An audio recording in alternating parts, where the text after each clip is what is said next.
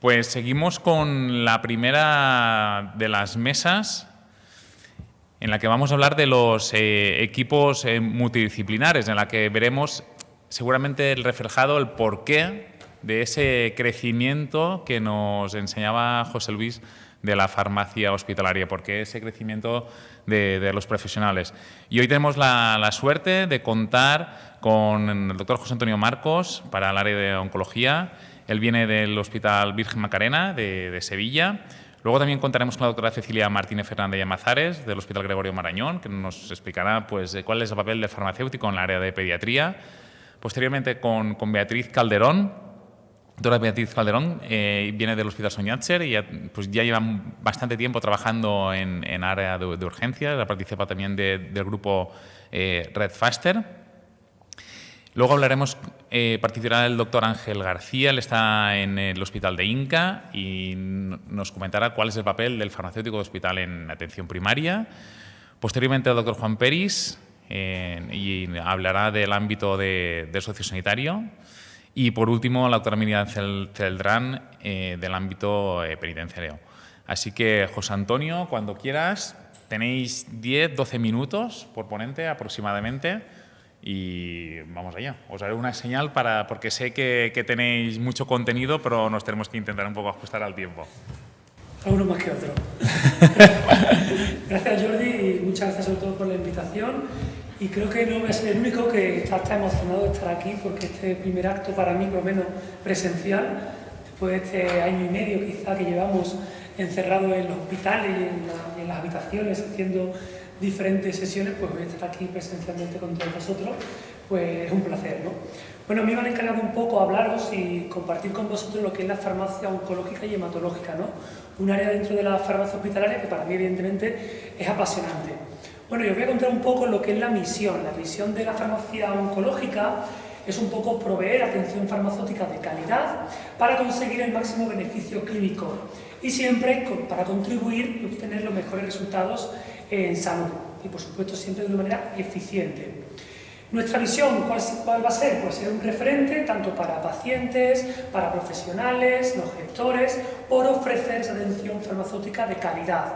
Que tenemos que basarnos, pues evidentemente, en la evidencia, en seguridad, en formación, en investigación y en la innovación. Y estas son un poco las líneas estratégicas que tenemos dentro de la farmacia oncológica, que vamos integrando poquito a poco, algunas muy brevemente, pero primero, apoyarnos siempre en la evidencia científica, prácticas de seguridad, formación y docencia e investigación e innovación, y por supuesto lo que es el core, que es la atención farmacéutica al paciente oncohematológico. ¿Por qué evidencia científica? Bueno, pues tenemos que apoyarnos en esta evidencia porque vamos a participar en la evaluación y en la selección de medicamentos. Participamos junto a oncólogos y hematólogos para elaborar los diferentes protocolos y guías clínicas y para ello es indispensable que nos basemos en la evidencia científica. ¿Y para ello qué hay que hacer? Pues estar integrados en los equipos asistenciales. Es muy común que los farmacéuticos oncológicos estemos dentro del equipo asistencial de oncología, hematología, asistamos a esas sesiones clínicas dentro de los servicios y participemos en las diferentes comisiones clínicas del hospital, comisión de tumores, de biología molecular, etc. Como hemos dicho, hay otros aspectos importantes que no voy a entrar aquí, pero bueno, lo importante es que tenemos que liderar esas actuaciones para mejorar la seguridad en la utilización de medicamentos oncohematológicos, con lo peligrosos que son estos fármacos, diseñar programas para el desarrollo profesional, tenemos que estar en continuo proceso de formación continua y, por supuesto, aportar aportaciones científicas e incorporando la innovación. Pero quizá mi sesión de hoy va a estar un poco más enfocada a la atención farmacéutica, que entendemos como tal el hecho de optimizar la farmacoterapia de manera individualizada para obtener el máximo beneficio clínico. Para ello, creemos que es impepinable que el farmacéutico que se dedica a la farmacia oncológica esté capacitado. ¿Y esto qué es? Que esté formado, que esté súper especializado en este área. Bien, pues en este proceso que se lleva desde la prescripción hasta la administración, hay otros procesos aquí no están, como la selección, pero básicamente la validación es el proceso donde quizá tengamos más importancia, porque es donde podemos intervenir, podemos realizar esas intervenciones farmacéuticas, Y lo que vamos a hacer es esa validación. ¿Qué es? Pues un poco es validar todas las prescripciones antes de que el fármaco sea dispensado, bien porque venga el paciente a recoger la medicación o porque venga a la unidad de día a administrarse la quimioterapia. Y para ello, para esa validación, tenemos que tener en cuenta datos clínicos de los diferentes protocolos que tengamos en el hospital. ¿Y qué vamos a ver? Pues el estado funcional, alergias, dosis máxima, la medicación de soporte que tienen muchos de los medicamentos oncológicos, las indicaciones y los biomarcadores, el cálculo de la dosis según los parámetros antropométricos o clínicos, ya sea insuficiencias renales u otras consideraciones, revisar interacciones, contraindicaciones, duplicidades y alertas de seguridad, todo eso antes de proceder a la validación de la prescripción. En general, vamos a evaluar la prescripción en sí, viendo esa conciliación del medicamento con lo que tiene el paciente prescrito en casa. Vemos la adherencia, interacciones, calidad de vida, además de los efectos adversos. Eso que vamos a ver un poco, con un poco más de detenimiento. ¿Qué es lo que hacemos con la conciliación? Pues valorar ese listado completo que tiene de medicamentos el paciente, tanto en el hospital como domiciliario, para evitar discrepancias, evitar duplicidades que tenga el paciente, tanto en domicilio como cuando esté ingresado en la planta de oncología, y posibles interacciones. Y evidentemente pues consultamos con el médico, hablamos con los oncólogos o hematólogos para cualquier tipo de discrepancia que veamos. Es muy importante que en estos pacientes oncológicos, que algunos de ellos van a tener un proceso asistencial muy largo, haya una continuidad asistencial correcta. Y para ello es importante que estemos en contacto con diferentes niveles asistenciales, como puede ser primaria, a través de diferentes informes que realizamos, bien por email, teléfono o diferentes medios tecnológicos para favorecer la comunicación. La adherencia, sabéis que la adherencia es el grado de comportamiento que tiene un paciente o persona según las recomendaciones acordadas. Muy importante, no es algo estático, un paciente no es adherente para siempre o no es adherente, sino que hoy puede ser no adherente, pero mañana sí lo puede ser, es decir, que es algo que cambia en el tiempo. Y esto en oncología antes no pasaba porque todos los tratamientos eran intravenosos. Empiezan a aparecer ya muchos fármacos que son orales. Esto trae grandes beneficios para el paciente, pero puede traer algún inconveniente como es la adherencia. Y esto puede acarrear pues, falta de eficacia en algunos pacientes. Esto ya es un pequeño problema en patologías como leucemia mieloide crónica u otras patologías que ya son muy crónicas. Y tenemos herramientas que hacemos en consulta para medirlas, ¿no? Ya bien porque nos devuelva el blister y contamos la medicación, por registro informático, por la asistencia del paciente según la fecha que tenemos programada o por diferentes cuestionarios que están validados.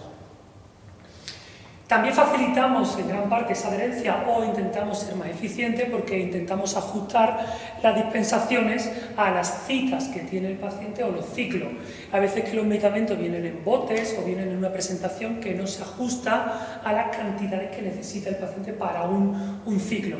Esto puede traer confusión para el paciente, que se tome más medicación de la pertinente, y lo que hacemos es un poco adaptarlo, lo enlistamos en la farmacia hospital para facilitar la toma del paciente y así facilitar tanto la adherencia como la eficiencia. Luego interacciones, importantes las interacciones con medicamentos, pero no solamente con medicamentos, con alimentos y con la medicina alternativa, muy importante en los pacientes con cáncer. Es un problema que, sobre todo en oncología, estas interacciones son difíciles de detectar porque están ocultas, ya sea por la propia sintomatología de la patología o por la toxicidad que provocan muy frecuentemente los fármacos. Y además es un área, sobre todo las interacciones, que los médicos un poco se desentienden, bien por poca formación o por falta de tiempo, y muchas veces no la delegan a los farmacéuticos, incluso los pacientes, a quien suelen preguntar esas interacciones, es al farmacéutico. Por lo tanto, ¿qué hacemos? Revisar el tratamiento domiciliario, también con la entrevista clínica que realizamos al paciente, esa historia clínica electrónica también se consulta, además del registro que puede tener en la farmacia comunitaria. Con todo ello, vemos la probabilidad que pueden tener de interacción, analizamos con las diferentes bases de datos, informamos a los médicos correspondientes y, por supuesto, registramos. Y al paciente siempre decimos que antes de iniciar cualquier tratamiento, que nos consulte para ver si hay que hacer algún tipo de intervención. Estos son tipos de informes que realizamos y que añadimos a la historia clínica y se lo pasamos a los médicos de primaria, en este caso, o al propio paciente. Y con los alimentos, pues muy importante. Sabemos que la administración conjunta con muchos fármacos y en parte citostáticos puede hacer grandes variaciones en la biodisponibilidad del fármaco. ¿Y esto qué puede hacer? Disminuir la actividad y que no tenga efectividad el fármaco o que aumente mucho los efectos adversos. Un claro ejemplo es la viraterona, es un fármaco que se utiliza para el cáncer de próstata y puede aumentar cuando se administra con fármaco 10 veces la área bajo la curva y 17 veces la concentración máxima, con lo cual se le recomienda al paciente que tome en ayunas. Y aquí tenéis algunos fármacos citostáticos utilizados en oncología que están contraindicados, por ejemplo, con el zumo de pomelo. Es un zumo que a priori yo pensaba que no lo toma mucha gente, pero cuando empiezas a preguntar en consulta es un porcentaje nada desdeñable y es un inhibidor del citocromo 3A4, una de las isoenzimas más frecuentes en la metabolización de fármacos, con lo cual es algo muy importante a tener en cuenta porque podemos estar afectando a la eficacia del fármaco. Y algo también muy importante es la medicina alternativa, la homeopatía, medicina tradicional china, terapia natural, o como ponemos aquí os he puesto el hipérico o hierba de San Juan, y además si veis la marca es de una marca muy conocida de un supermercado, y esto lo pongo porque es muy fácil acceder a ella. Es una medicina alternativa que los pacientes no lo ven como algo negativo, no lo ven como medicamento, que puede ser perjudicial, y muchas veces cuando hablas con los pacientes no te lo cuentan porque no les dan importancia. Pero por ejemplo este, que es muy fácil de acceder, es un inductor de varias isoenzimas, concretamente de la 3A4, que ya hemos dicho, que es una de las principales y que puede provocar disminución de los niveles plasmáticos y por tanto disminuir la eficacia de los tratamientos oncológicos. Por lo tanto, muy importante tener en cuenta todo este tipo de información. Y por supuesto la reacción adversa, y más si cabe en pacientes oncológicos con ese tratamiento citostático, donde es frecuente la aparición de reacciones adversas.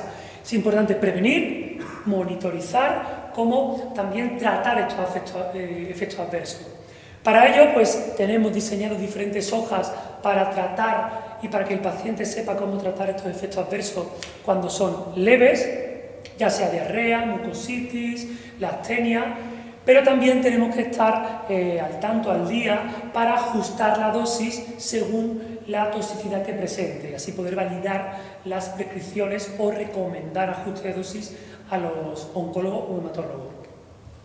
Por supuesto, como obligación de todo profesional sanitario, tenemos que comunicar esas sospechas de reacciones adversas al centro de farmacovigilancia, ya sea a nivel de formato papel o ya electrónico, que se puede documentar. Y es muy importante que la atención farmacéutica que realizamos al paciente la extendamos también al cuidador o familiares. ¿Ofreciendo qué? Pues toda la información posible. También es importante hacer un plan farmacoterapéutico. No hay que olvidar que muchos pacientes no tienen solamente un tratamiento, sino que son muchos tratamientos o a veces son ciclos muy complejos de seguir, y esto facilita que el paciente pues tome la medicación de forma correcta. Y es muy importante esa visita de inicio, pero también las de seguimiento, porque son diferentes. Aquí tenéis ejemplos de hojas de información o de dípticos que hacemos de diferentes fármacos para los pacientes.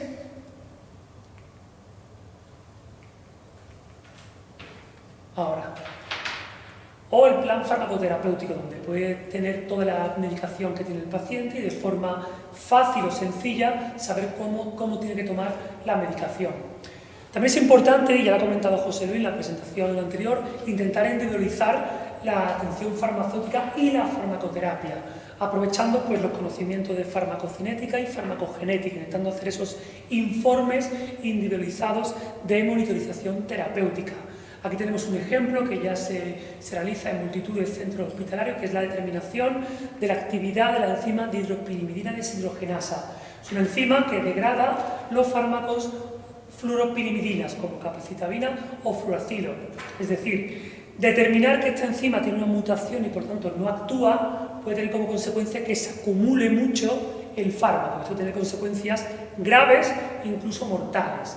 Para ello pues, se determinan diferentes isoenzimas y dependiendo del nivel de mutación pues, tenemos que ajustar la dosis o incluso recomendar que no se administre. Por lo tanto es muy importante esto, y esto lo lidera farmacia.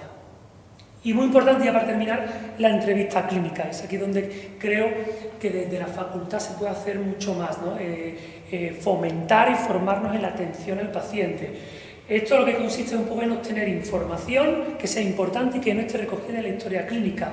Es muy diferente una entrevista inicial a la de seguimiento. Una entrevista inicial va a ser un poco la de presentarnos, ver, validar y dar una información, quizá en oncología, hasta cierto punto, porque hay que valorar el estado emocional del paciente, y luego ya en entrevistas de seguimiento, pues hacer ese seguimiento farmacoterapéutico, detectar, prevenir, resolver diferentes dudas o problemas que tengamos con la medicación, monitorizar esa efectividad y las reacciones adversas y, por supuesto, controlar la adherencia.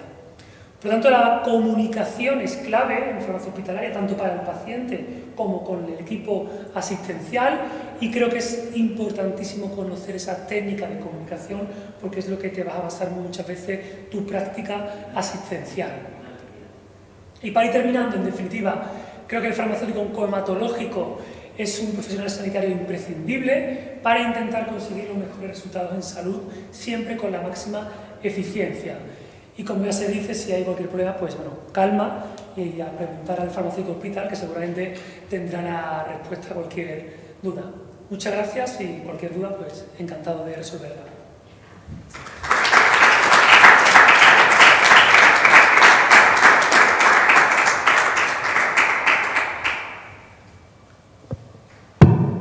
Gracias, José Antonio. Cecilia.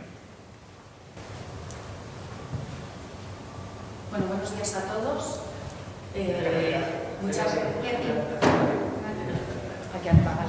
Muchas gracias pues a la Universidad Complutense por darnos esta oportunidad de acceder a los estudiantes de farmacia, ¿no? Lo que vais a ser realmente los farmacéuticos del futuro, porque realmente pues va a estar en vuestras manos el devenir y el desarrollo que tenga nuestra profesión. Y muchísimas gracias, por supuesto, a Pfizer por todo el soporte y por hacerlo realmente posible. Bueno, a mí me corresponde pues contaros un poco el papel de lo que hace el farmacéutico en pediatría dentro de los equipos multidisciplinares. Líneas que tanto José Luis en su primera charla como José Antonio ahora en la segunda vamos a identificar como comunes y algún aspecto diferencial que querría hoy enseñaros junto con nuestra experiencia. En primer lugar, a ver, ¿dónde dirijo el...? Ahora.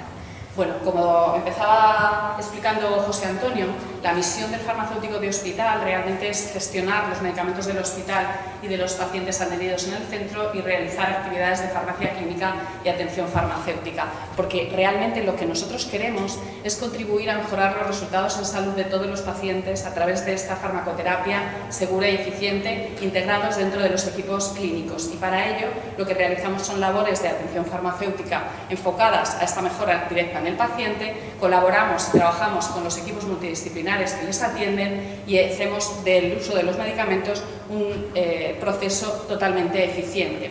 Sin embargo, en el contexto actual, el farmacéutico ha ido súper especializándose, ¿no? Dados los grandes avances que hay en la farmacoterapia, sin esta superespecialización es imposible que el farmacéutico pueda llegar a conocer en profundidad todo ese área en el que va a trabajar. Y en nuestro medio, pues esto hace que esta especialización, esta formación profunda en cada una de estas áreas, pues como vemos, ¿no? Hoy en esta mesa lo estamos viendo y lo vamos a ver, oncología, infecciosas, urgencias, pediatría, realmente es esta formación específica, especializada, la que nos ha permitido hablar el mismo idioma con los equipos clínicos y la que nos va a permitir, sobre todo, desarrollarnos y seguir creciendo. La población pediátrica realmente nos referimos a ella siempre como una de las poblaciones especiales y no una de las poblaciones especiales debido a que haya un órgano que tenga deteriorado, que sería pues eso, ¿no? Pacientes con insuficiencia renal, pacientes con insuficiencia cardíaca, sino un grupo de fármacos en los que hay unas diferencias fisiológicas que realmente los hacen diferentes del resto. Y además es que la población pediátrica cabe desde grandes prematuros hasta los adolescentes, es decir, que la variabilidad incluso dentro de los distintos grupos poblacionales que se encuadran en la pediatría es muchísima, es decir, que vamos a tener no solo diferencias anatómicas y fisiológicas, sino también diferencias en la farmacocinética y en la farmacodinámica, en la respuesta que tienen cada uno de los pacientes pediátricos al uso de los fármacos. Y es que hay diferencias en todos los procesos, en la absorción, sea cual sea la vía de administración por la cual se utilice un fármaco relacionada pues con la distinta composición, con la mayor proporción de agua, con la mayor con la delgadez, ¿no?, de su estrato córneo, con el distinto pH, la distinta composición corporal en todos los sentidos. También en el resto de los procesos, no solo en la absorción, en la distribución, incluso en el metabolismo, porque en las etapas neonatales el desarrollo de estos citocromos, como os explicaba José Antonio, pues también se va desarrollando incluso con cada una de las semanas del proceso gestacional o incluso en la eliminación. Lo cierto es que estas diferencias son las que hacen que no solo pueda haber una variación en la eficacia de los fármacos o en la efectividad, sino en el aumento de la toxicidad de los fármacos.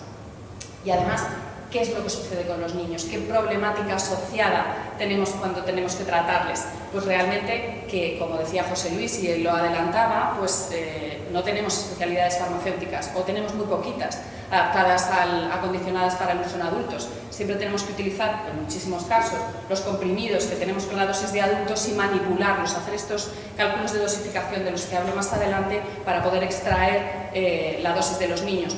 Cada cálculo de dosificación es una oportunidad de error y es una posibilidad de daño. Por supuesto, infraestructuras y personal, que normalmente está diseñada y que están formados para tratar al paciente más común, que es el paciente adulto, diferentes características, como hemos visto, farmacocinéticas, farmacodinámicas, peor tolerancia a un error de medicación. Incluso cuando se habla de seguridad, siempre se explica que el paciente es el último filtro, que es el paciente al que hay que enseñar también a identificar esos errores y a decir, espera, que mi comprimido habitualmente tiene otro color o es de otra forma. Bueno, pues el paciente pediátrico no te va a decir eso, ni siquiera te va a facilitar la comunicación de qué es lo que estás sintiendo si en el caso de que se produzca un error, ¿no? Lo cierto es que los farmacéuticos que nos dedicamos al área de pediatría, si unimos todo esto, pues realmente lo que aplicamos sobre ellos son los principios de, como decía José Luis, algo que empezó en la década de los 70, que es los principios de la farmacia clínica, ¿no? Es la especialidad de la farmacia cuya responsabilidad es asegurar la utilización segura y adecuada de los medicamentos en pacientes a través de la aplicación de funciones y conocimientos especializados, es decir, de una formación especializada en aspectos farmacéuticos realmente, tanto conocimientos como habilidades. No solo hay que saber que un fármaco se dosifica por kilo de peso y cuál es la dosis, es que además hay que ser muy ágil a la hora de hacer estos cálculos, hay que ser capaces de pasar de unidades sin que nos cometamos errores de ceros y comas, ¿vale? También tenemos en la interpretación correcta de los datos, necesitamos una formación específica en aspectos clínicos, farmacéuticos y clínicos pediátricos. Esto que os decía de hablar el mismo idioma, si no sabes realmente cuáles son los procesos, si no sabes hablar la terminología médica, realmente te va a ser muy difícil interpretar correctamente el comportamiento de los fármacos en los niños. Por supuesto, para la implicación de los pacientes tenemos que trabajar estos aspectos de comunicación, no solo con los niños, sino también con sus padres y sus cuidadores. Y, por supuesto, para la integración en los equipos multidisciplinares es fundamental trabajar los aspectos de comunicación con los profesionales. Parece que siempre hablamos de los equipos multidisciplinares pensando en tenemos que ser capaces de integrarnos con el médico, con la enfermera, con la supervisora, con la dirección médica del centro. Muchos son los agentes, muy distintos los lenguajes que hay que utilizar con cada uno de ellos, pero el dominio de esta comunicación con todo el equipo realmente es el que te permite integrarte de manera efectiva. Y esto pasa, no tenemos que engañarnos, esto pasa por formarnos, por estudiar amplia y profundamente. José Antonio creo que también hacía hincapié en ello. Sin estudiar, sin formarnos, sin sentir que tienes el conocimiento, que es lo que te da la seguridad de lo que haces, es imposible que sigamos avanzando. ¿Y cuál es la experiencia, ¿no?, que tenemos en el Gregorio Marañón? Bueno, pues el Gregorio Marañón es un hospital, yo siempre digo que es un poco parque temático porque tenemos muchísimos edificios. Este es el edificio materno-infantil, el Hospital Materno-Infantil, que tiene aproximadamente 250 camas, más de 200 facultativos con los que hay que aprender a comunicarse, más allá de todo el personal de enfermería. Como veis, 7 plantas funcionales y realmente una gran diversidad, un hospital completo el que hay que gestionar, ¿no? Y en nuestro día a día, ¿qué es lo que intentamos? Pues digamos que aplicar todas las funciones que nuestro mapa de procesos tiene definidos para nosotros, ¿no? Y bueno, pues hacer simplemente como una pincelada. Dentro de la evaluación e información de medicamentos, pues nosotros somos los que cuando hay que incluir un medicamento dentro de la guía farmacoterapéutica, hacemos ese informe de evaluación, hacemos esos estudios de utilización, analizamos los riesgos la presencia de excipientes, cuando uno cambia de una especialidad a otra, aun teniendo el mismo principio activo, pueden contener un excipiente que no recomiende el uso de este fármaco en los niños, y así, bueno, pues como os decía, pues desde redacción de protocolos, análisis y estudios de utilización varios. Dentro de la adquisición y gestión de medicamentos, eso es un aspecto importante y que al principio dábamos la pincelada, ¿no?, de un uso eficiente de los recursos. Nosotros vamos a validar, luego lo vamos a ver, vamos a validar los tratamientos, pero también tenemos que saber y ser capaces de transmitir a los servicios lo que esto implica económicamente y lo que esto implica en la evolución a lo largo del año e incluso de los distintos ejercicios. Y en ese sentido, pues es fácil que los farmacéuticos de hospital, no solo los pediátricos, sino en cualquiera de las áreas a las que esté dedicado, pues realmente tenga que hacer informes económicos y que pueda traducir los aspectos independientes e individuales de cada uno de los pacientes a una foto más macro de cuál es el impacto de cada uno de los usos de los distintos fármacos. Y luego, ese tercer capítulo, ¿no?, de la atención farmacéutica en pediatría, bueno, pues por supuesto, la asistencia a todos los profesionales, la validación, como decía José Antonio, ¿no?, ver que realmente lo que se le ha prescrito es lo adecuado para la situación clínica que tiene, para la situación fisiológica del paciente, para su edad y sus condiciones. Y en ese sentido, bueno, pues abarcamos un poco los tres tipos de pacientes: los pacientes ingresados, los pacientes ambulantes, que son aquellos que van a acudir al hospital, a los hospitales de día, a recibir una medicación, y por supuesto luego veremos lo que se hace en pacientes externos, ¿no? Y en pacientes ingresados, ¿qué es lo que hacemos? Pues realmente incorporar, para realizar esta asistencia a la prescripción, a la administración y a la información a los pacientes, incorporar todas aquellas particularidades de la población pediátrica que hemos comentado previamente, ¿no? Tenemos que contar con un soporte técnico, tecnológico especializado que nos permita hacer realmente esa validación y confirmar que no existen errores de dosificación. Tenemos que formarnos y, por supuesto, tenemos que integrarnos y que dar consistencia. Esto es un término que a mí siempre me gusta, y es que esto no puede ser trabajo de uno solo y que uno se integre y que cuando esa persona falta sea imprescindible. No, hay que formar realmente un equipo para que cualquiera de los que atienda a este grupo de pacientes y a este grupo de profesionales pueda llegar a dar la misma respuesta, ¿no? ¿Y cómo lo hacemos? Bueno, pues como os decía, pues con sistemas de prescripción electrónica adaptada, con bombas, utilizando lo que la tecnología nos permite para aumentar la seguridad, incorporando bombas inteligentes de infusión, desarrollando muchas herramientas, guías de dosificación. Pensad que muchas veces nosotros no somos... La actividad en los hospitales no se reduce al horario de mañana en el que podemos estar los compañeros más especializados en cada una de las áreas, sino que nuestros pacientes están allí 24 horas. ¿Qué sucede en una guardia? ¿Qué información tienen que tener tus compañeros que probablemente no son tan expertos? Bueno, pues tenemos que hacer toda una serie de herramientas que ellos puedan utilizar, aparte de servir para nuestras consultas diarias, ¿no? Por supuesto, creo que José Luis también lo decía, tenemos en nuestro ADN, en nuestra genética de farmacéutico de hospital, ser rigurosos en cuanto a todo el registro de todo lo que hacemos, porque lo que no se registra no se puede justificar como que se ha hecho, ¿no? Y luego, por supuesto, siempre tener la reflexión de qué es lo que podríamos haber hecho mejor cuando tenemos un evento centinela o cuando identificamos algún aspecto de mejora. Es importantísimo revisar y mejorar lo que haces cada día en tus pacientes. Y en los pacientes externos, bueno, pues nosotros trabajamos fundamentalmente, la mayor parte de nuestros esfuerzos va enfocada a los pacientes ingresados, pero como decía José Antonio, pues también hay pacientes pediátricos dentro del grupo de pacientes externos, ¿no? Y en ellos, pues en el hospital desarrollamos un proyecto que es Farmaventura, que es una nueva forma de atención farmacéutica cuyo objetivo realmente era la mejora de la calidad en la asistencia y de los resultados en salud de nuestros pacientes. Y es que realmente pues, los niños tienen que perder el miedo a tener un tratamiento, perder el miedo realmente y que se sientan protagonistas de una situación clínica que en muchas ocasiones no podemos cambiar, ¿no? Y para ello pues hay que hacerles partícipe de este proceso farmacoterapéutico, realmente no solo que se sientan protagonistas, sino hacerlo en el lenguaje y en la manera en la que ellos se sienten más cómodos, realmente conseguir implicar a la familia y que los propios niños pues consideren, ¿no?, que con ese formato agradable pues hagan de la toma de la medicación cuando tienen una patología crónica pues un aspecto pues no tan desagradable. Entonces, bueno, pues lo que hacemos es hacer una visita inicial en la que efectivamente, como decían también mis compañeros previamente, le hacemos una historia farmacoterapéutica completa, conciliamos toda la medicación que tienen en su domicilio y que recogen en la oficina de farmacia, que comprobamos también esas recogidas. Le hacemos una información completa de todo el tratamiento y de todo el proceso que va a seguir. Le damos una serie de herramientas, o se las dábamos justo hasta el principio de la pandemia, donde realmente ya dejamos de dar los materiales por cuestiones higiénicas, pues les dábamos, ¿no?, unas piezas de un puzzle para que realmente ellos en casa, cada día que tomaban la medicación, fueran completando ese puzzle y que en la siguiente visita pues pudiéramos realmente identificar qué animal habían completado y con eso fortalecer esas cuestiones de adherencia, que era lo que realmente en los niños más hándicap podía presentar.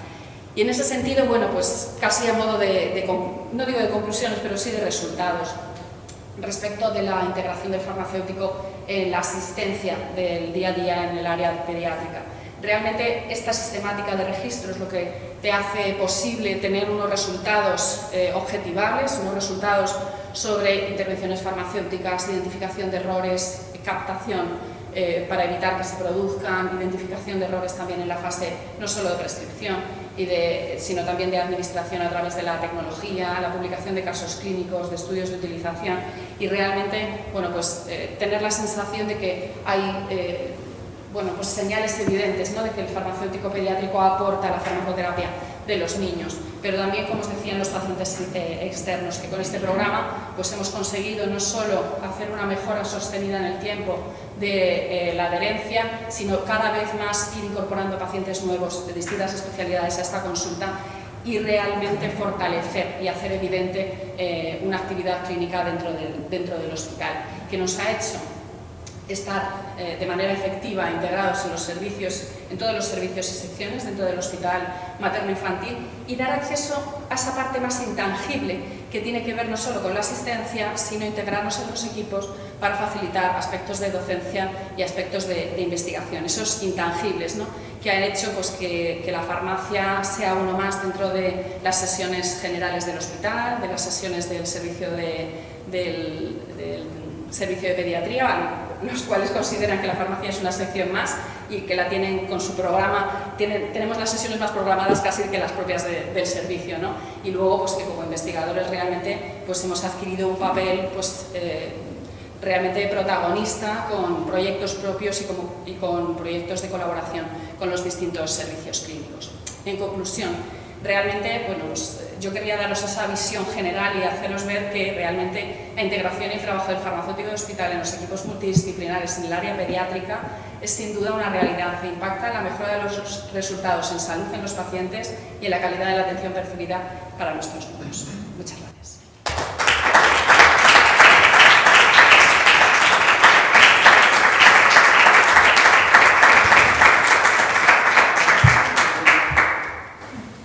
Gracias, Cecilia. Beatriz, turno de urgencias.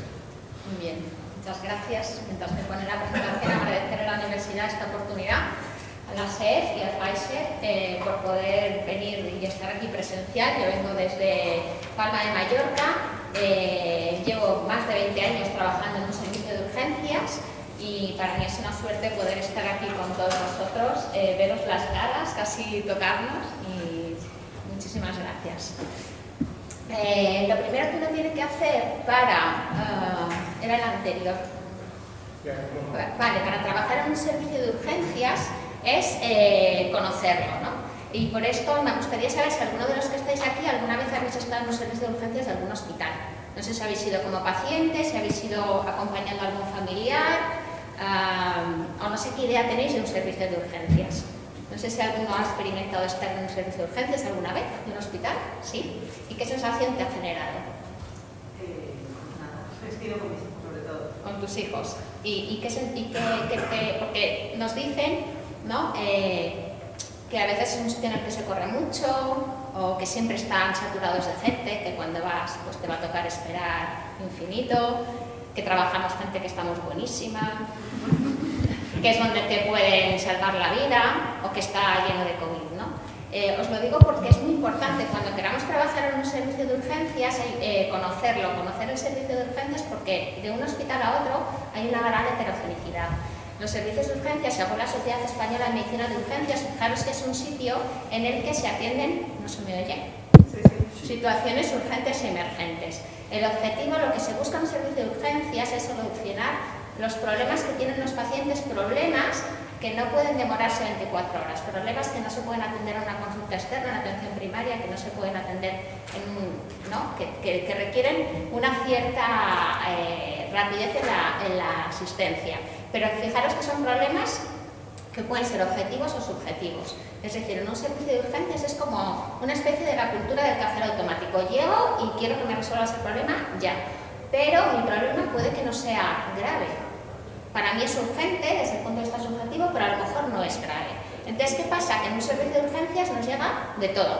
Entonces, como nos llega de todo, y en cualquier momento, pues ¿cómo pensáis que se atiende todo esto, ¿no? ¿Cómo creéis que se atienden las urgencias? Si puede llegar de todo en cualquier momento y cada paciente, su problema es el más grave para él, ¿no? Entonces, bueno, se prioriza, ¿no? Se priorizan los problemas, se prioriza la gravedad. Están los sistemas de triaje, que a lo mejor os suenan. Se suelen cargar en la enfermería y a través de una serie de preguntas y a través de midiendo determinadas constantes, pues establecen un poco si la gravedad de ese paciente es tal y puede esperar a recibir asistencia o no tanto, ¿no? Las gravedades 4 y 5 realmente son pacientes que nunca deberían de haber acudido a un servicio de urgencias, se deberían mucho mejor atendidos en un centro de salud. Por eso pueden esperar, no quiere decir que se les atienda en 4 horas, pero son pacientes que por su gravedad podrían ser atendidos en 4 horas. Si tú vas a un centro de salud te atenderán mucho antes. Las prioridades 1 son pacientes que vienen en politrauma, en una parada o que llegan en ambulancia, y las prioridades 2 también son pacientes que requieren una atención inmediata. Y las prioridades 3 son los pacientes que efectivamente tenían que acudir a un servicio de urgencias y que tenemos que ver lo que les pasa. Claro, como farmacéuticos de urgencias tenemos que conocer que la medicación que vamos a emplear en cada uno de estos lugares será diferente. Los pacientes con prioridades 4 y 5 van a llevar o no llevarán medicación o llevarán medicación pues, que usaremos a nivel ambulatorio. Los pacientes que están con prioridades 1 y 2 van a requerir medicaciones urgentes, medicaciones de alto riesgo, medicaciones por vía parenteral. Y los pacientes con prioridades 3 pues, van a requerir un poco de todo.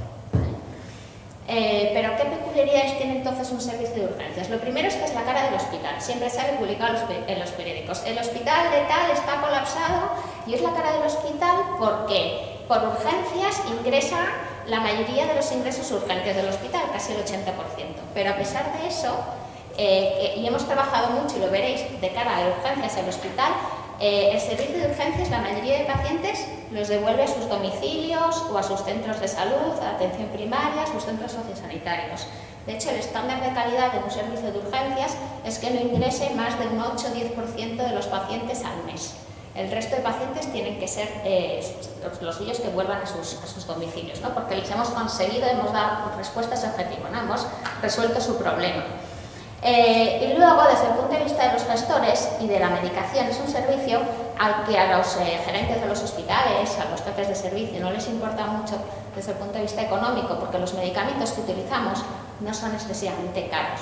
No son fármacos oncohematológicos, no son fármacos de infecciones, de hepatitis, no son fármacos de enfermedades inmunomediadas.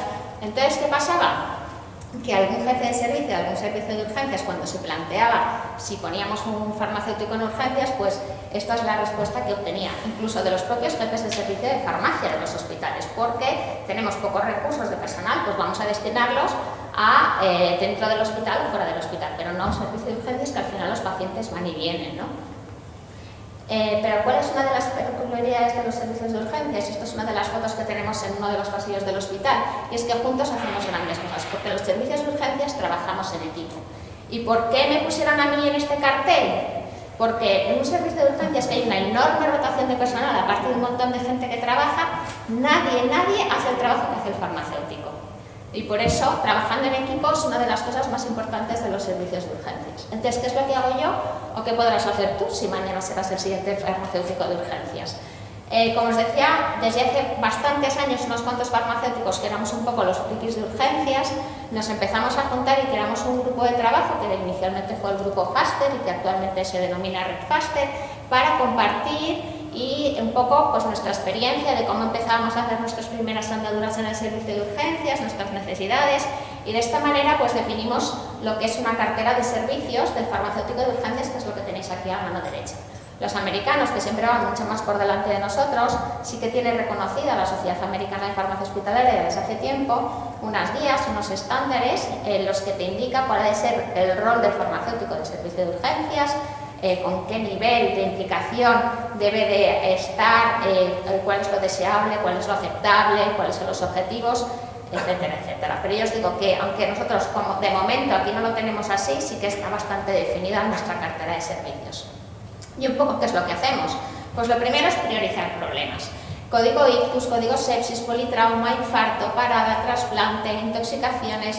Lo que tenemos que conocer es la farmacoterapia de todas estas patologías urgentes. ¿Por qué? Porque si retrasamos en todas ellas, si se retrasa el diagnóstico o el tratamiento o no es el adecuado, las consecuencias clínicas y la evolución, el pronóstico del paciente puede ser muy grave e incluso mortal. Esto de que se llamen códigos no es más que una manera de trabajar, porque nos coordinamos. Cuando se activa el código ictus, todos los que formamos parte de este código, todos los profesionales, todo el equipo, sabemos cuál es nuestra función y nos ponemos a trabajar a la vez coordinados en el beneficio del paciente. Como retos que me planteo, ¿cuándo tendremos un código medicamento? ¿No? Todos aquellos pacientes que luego veremos que acuden a urgencias por problemas de salud relacionados con los medicamentos. ¿Qué más hacemos los farmacéuticos? Y me repetiré con varios de mis compañeros, pues aplicar la farmacoterapia basada en la evidencia. Lo que intentamos es encontrar la mejor evidencia disponible para conseguir que mi paciente obtenga sus mismos beneficios. E intentamos integrar la experiencia y la habilidad clínica con esa evidencia. En contra de y donde fueres, haz lo que vieres. Fijaros que en mi hospital tenemos una media de unos 240 urgencias diarias. Y el otro día, antes de la quinta ola COVID, atendimos a 315 pacientes. Claro, como ha comentado Cecilia, la única farmacéutica que hay en física en el servicio de urgencias soy yo, que lo hago durante mi jornada laboral. Entonces, y los pacientes acuden 24 horas los 365 días del año. Entonces, ¿qué podemos hacer? Pues buscar esta mejor evidencia y, como no podemos estar a pie de cama del paciente cada vez que tenga un ictus o un infarto, sí que podemos decir cómo tenemos que tratar a esos pacientes. Entonces, elaboramos todos los protocolos de tratamiento. No hay ningún medicamento que se vaya a emplear en el servicio de urgencias de mi hospital que previamente yo no haya validado. Y participamos en la elaboración pues, de todos los protocolos. En este, por ejemplo, que os he traído de lo que hemos hecho hace poco, que hemos actualizado, es cómo tenemos la secuencia de intubación rápida de los pacientes, a cómo los vamos a intubar, con qué medicación, según las características del paciente, pero como esto, pues podemos tener miles y miles de protocolos que tengamos estandarizados para aquellos momentos del día en los cuales no estamos allí de presencia física. Y momentos que son urgentes, que no podemos esperar a calcular o averiguarlos, sino que tienen una prioridad rápida que tenemos que actuar. También somos muy activos en las intoxicaciones y además tenemos el respaldo de la gestión y la disponibilidad de los antídotos, porque en las urgencias es muy habitual, cada día tenemos diferentes intoxicaciones, bien por equivocación, bien con ideación autolítica, en la que tenemos que actuar de una manera ágil y rápida. Entonces la Red Nacional de Antídotos también nos da mucho apoyo. Después tenemos la gran suerte que usamos dispositivos súper chulos. Claro, en urgencias necesitamos usar las bombas inteligentes, tenemos la farmacoteca de medicamentos, lo que hacemos es estandarizar las perfusiones más habituales que vamos a usar. ¿Cómo tengo que emplear un omeprazol en un paciente que tiene una hemorragia digestiva? ¿Cómo voy a usar la alteplasa para fibrinolizar un ictus en un paciente? Si tengo que poner una perfusión de nitroglicerina porque el paciente se ha infartado. ¿Cómo voy a manejar la sueroterapia de la insulina en una cetoacidosis diabética? Pues todo esto lo tenemos que tener organizado. ¿Cómo voy a sedar a un paciente paliativo por vía subcutánea o si le tengo que administrar sueroterapia? Esta imagen también es muy habitual de los servicios de urgencias. Pacientes en fracaso respiratorio porque tengan una agudización de POC, una insuficiencia cardíaca descompensada, que requieren asistencia respiratoria no invasiva. Es verdad que nosotros la ventilación mecánica no invasiva no la vamos a usar, pero nos vamos a acercar a hablar con nuestros pacientes y tenemos que saber qué les está pasando. Pero no solo eso, nos pueden preguntar, ¿necesitamos administrarle un antibiótico nebulizado a este paciente? ¿Cómo lo hacemos? o un broncodilatador aerosol, nebulizado. Si está con la ventilación mecánica, todo esto les daremos respuesta a los farmacéuticos. Otras técnicas que se usan mucho en urgencias son las cardioversiones eléctricas, ¿no? Los chispazos. La fibrilación auricular es una de las visitas muy habituales a los servicios de urgencias. Los pacientes hay que intentar revertirles en ritmo sinusal, sobre todo si están inestables hemodinámicamente. Vale, pero para revertirles, como vemos en la imagen, tendremos que sedar al paciente.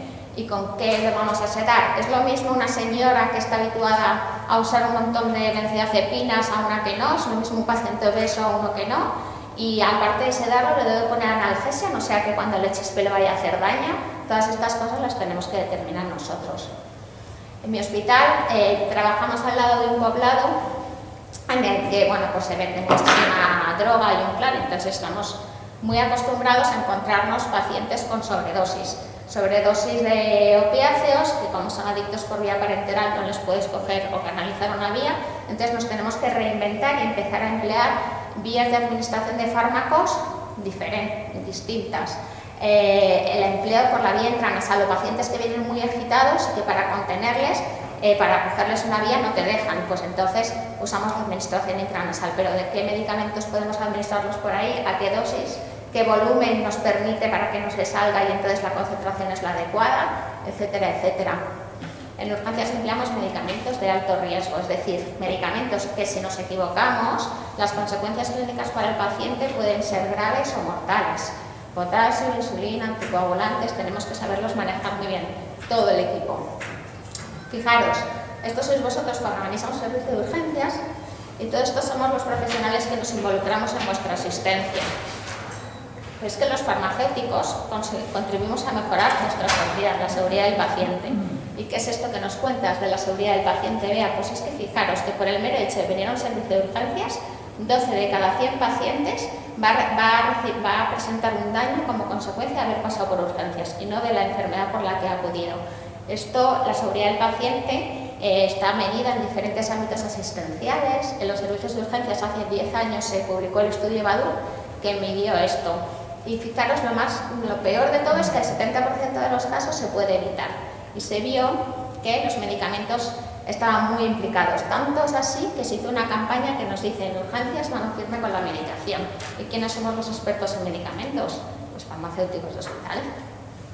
Fijaros que el 24% de los eventos adversos en urgencias, es decir, del daño que se te produce por el mero hecho de que se te atiendan, se producen debido a los medicamentos. Los eventos adversos los considera la Organización Mundial de la Salud una de las 10 causas principales de muerte y discapacidad en el mundo, o sea que no es broma. Pero es que no solamente os digo yo por experiencia que mejoramos la seguridad del paciente, que os mejoramos la seguridad. Fijaros que la Agencia para la Investigación y la Salud y Calidad nos da una serie de herramientas, es una agencia federal que mide la asistencia sanitaria y nos da una serie de herramientas para trabajar en urgencias de una manera segura. Y nos dice que una de las cosas es mejorar los procesos y los tiempos de espera, el aprendizaje basado en la simulación y el incluir al farmacéutico en urgencias. ¿Y por qué? Pues porque, aparte de por todo lo que os he dicho, porque construimos sistemas de utilización seguros de medicamentos, desde el almacenamiento hasta la dispensación, la administración y la monitorización en el paciente, porque estamos a pie de cama del paciente. Si yo sé que hay un paciente que tiene un alto riesgo de presentar un evento tromboembólico venoso, pues le voy a poner una heparina. Pero si ese paciente es obeso, le tengo que poner la misma heparina, la misma dosis, y si ya estaba anticoagulado, ¿no? Los farmacéuticos nos aproximamos a los pacientes en urgencias con programas iniciales de la conciliación de los tratamientos, es decir, intentando determinar si teníamos que interrumpir, suspender o mantener tratamientos habituales del paciente. Si el paciente viene por un infarto pero es diabético, deberé mantenerle la insulina para que no tengamos un problema de salud asociado. De esta manera conseguimos acercarnos a los pacientes inicialmente. Y Urgently Needed, que digo como reto muy importante, programas multidisciplinares, sobre todo de cara al alta. ¿Por qué? Que esto es una de las cosas y deficiencias que se empiezan a poner, pero que todavía en la farmacia hospitalaria estamos cojos, por lo que os he dicho, porque la mayoría de pacientes los mandamos a sus casas. Ahora se trabaja mucho en el seno de los hospitales en los programas de recomendaciones de optimización de antibióticos, pero se intenta aplicar tal cual a los servicios de urgencias y esto no es válido. Desde las EMES y desde farmacéuticos de urgencias estamos reclamando el que se instan unas pruebas en urgencias. ¿Por qué? Porque las resistencias de las bacterias que vienen son comunitarias, no son las mismas que de los hospitales, porque en urgencias no podemos desescalar, porque en urgencias no tenemos resultados de cultivos, porque los tratamientos son empíricos, entonces esto es una necesidad. La desprescripción. Cada vez tenemos en urgencias pacientes octogenarios y nonagenarios con patología cardiovascular que llevan una carga de tratamiento muy alta y que tendríamos que empezar a trabajar. Por esto es muy importante el programa multidisciplinar con sociosanitarios, farmacéuticos de primaria, etcétera, etcétera. Las unidades de corta estancia de urgencias, hay datos y estudios que nos dicen que hasta el 40% de los pacientes son diabéticos. A lo mejor han venido por una infección, pero son diabéticos y nos damos cuenta con que su manejo del tratamiento diabético es incorrecto con las consecuencias en mortalidad que pueda tener esa hiperglucemia. Pues nos tenemos que coordinar.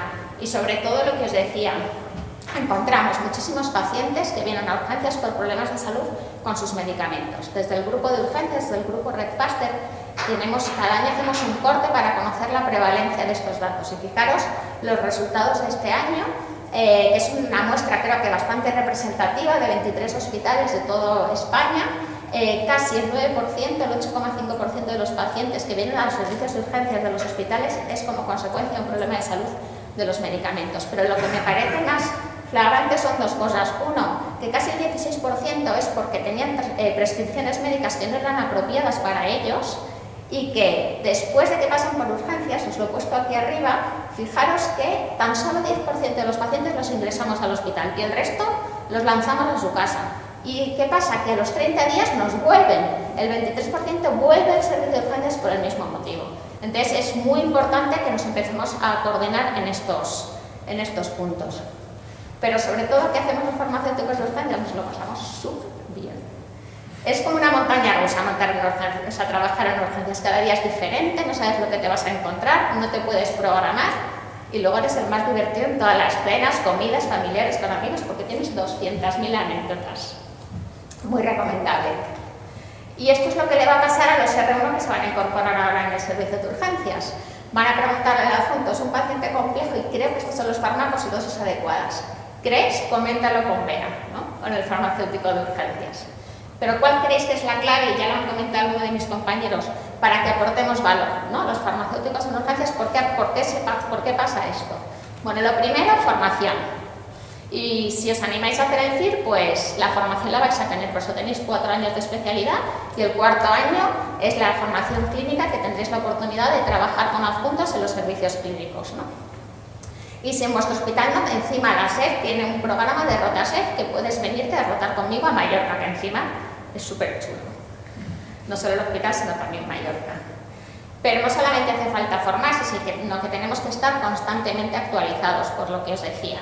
Necesitamos aplicar la medicina basada en la evidencia y conocer cuáles son los objetivos terapéuticos de esas patologías prioritarias, agudas, y conocer cuál es bien toda nuestra cartera de servicios. Nosotros desde RedFaster lo hemos tenido claro desde el principio. Empezamos en el año 2006 creando el primer curso para ayudar a otros compañeros de hospital a formarse en urgencias. 16 años después seguimos anualmente montando la edición y este año, como ha tenido que ser virtual, hemos conseguido que pudieran apuntarse 500 farmacéuticos de hospital al curso. Y como reto, pues la capacitación. Como os comentaba, los farmacéuticos a nivel americano van por pasos por delante de nosotros. Y bueno, acaba de salir, va a salir y está en marcha justo el BPS, la capacitación de los farmacéuticos de hospital en la medicina de urgencias y de emergencias, que bien puede ser la aplicada aquí o crear unos másteres expertos en España, que de momento tampoco lo tenemos. Pero es que encima, si os venís a trabajar en urgencias, podréis acabar con el doctorado, vais a publicar, vais a ir a congresos a nivel nacional, a nivel internacional, participaréis en ensayos clínicos, en estudios observacionales. Y no sé si sabíais esto, pero es que solo 1 de cada 3 hospitales en España, a día de hoy, dispone de farmacéutico en urgencias. O sea que tenéis una gran oportunidad. ¿Os apuntáis? Muchas gracias.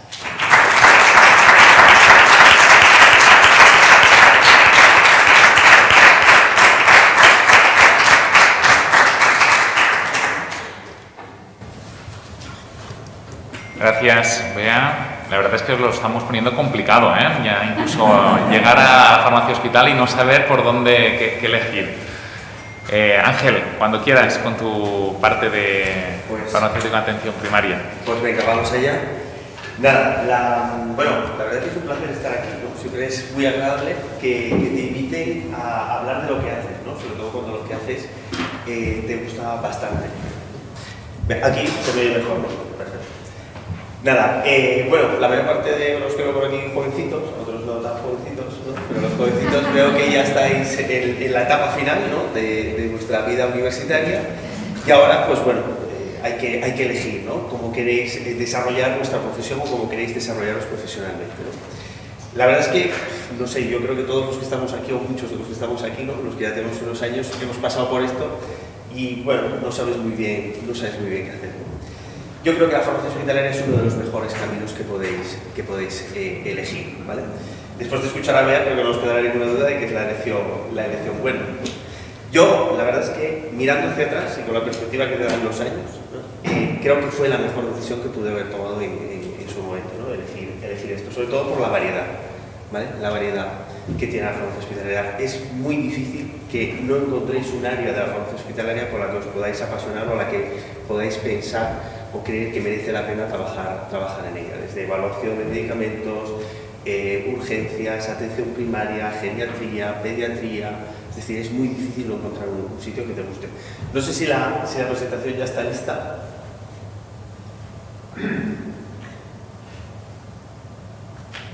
Aquí, perfecto. No sé si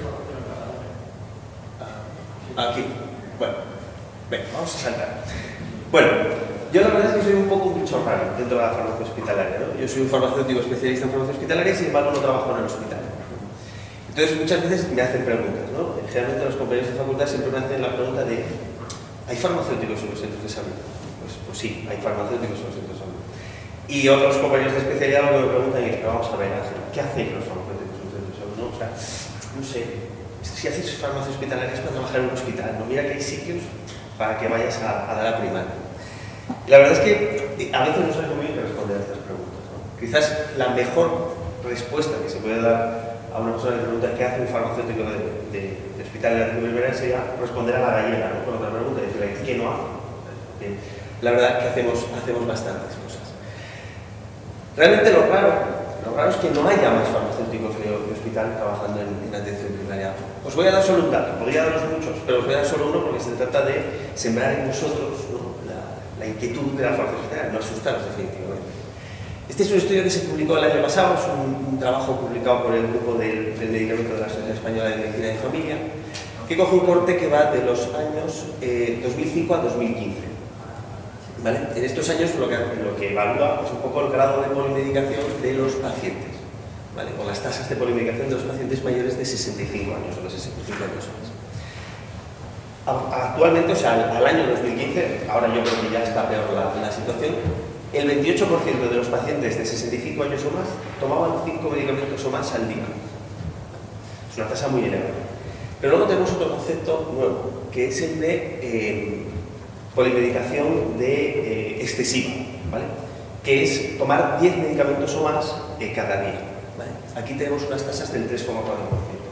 Pero lo que asusta en esto no son estas tasas tan elevadas, ¿no? Hay gente que puede decir, bueno, tampoco es tanto, sino es la velocidad del incremento. Si os fijáis, desde el año 2005 hasta el año 2015, anualizando la tasa de incremento, cada año hay 1,6% más de pacientes mayores de 65 años que están polimedicados.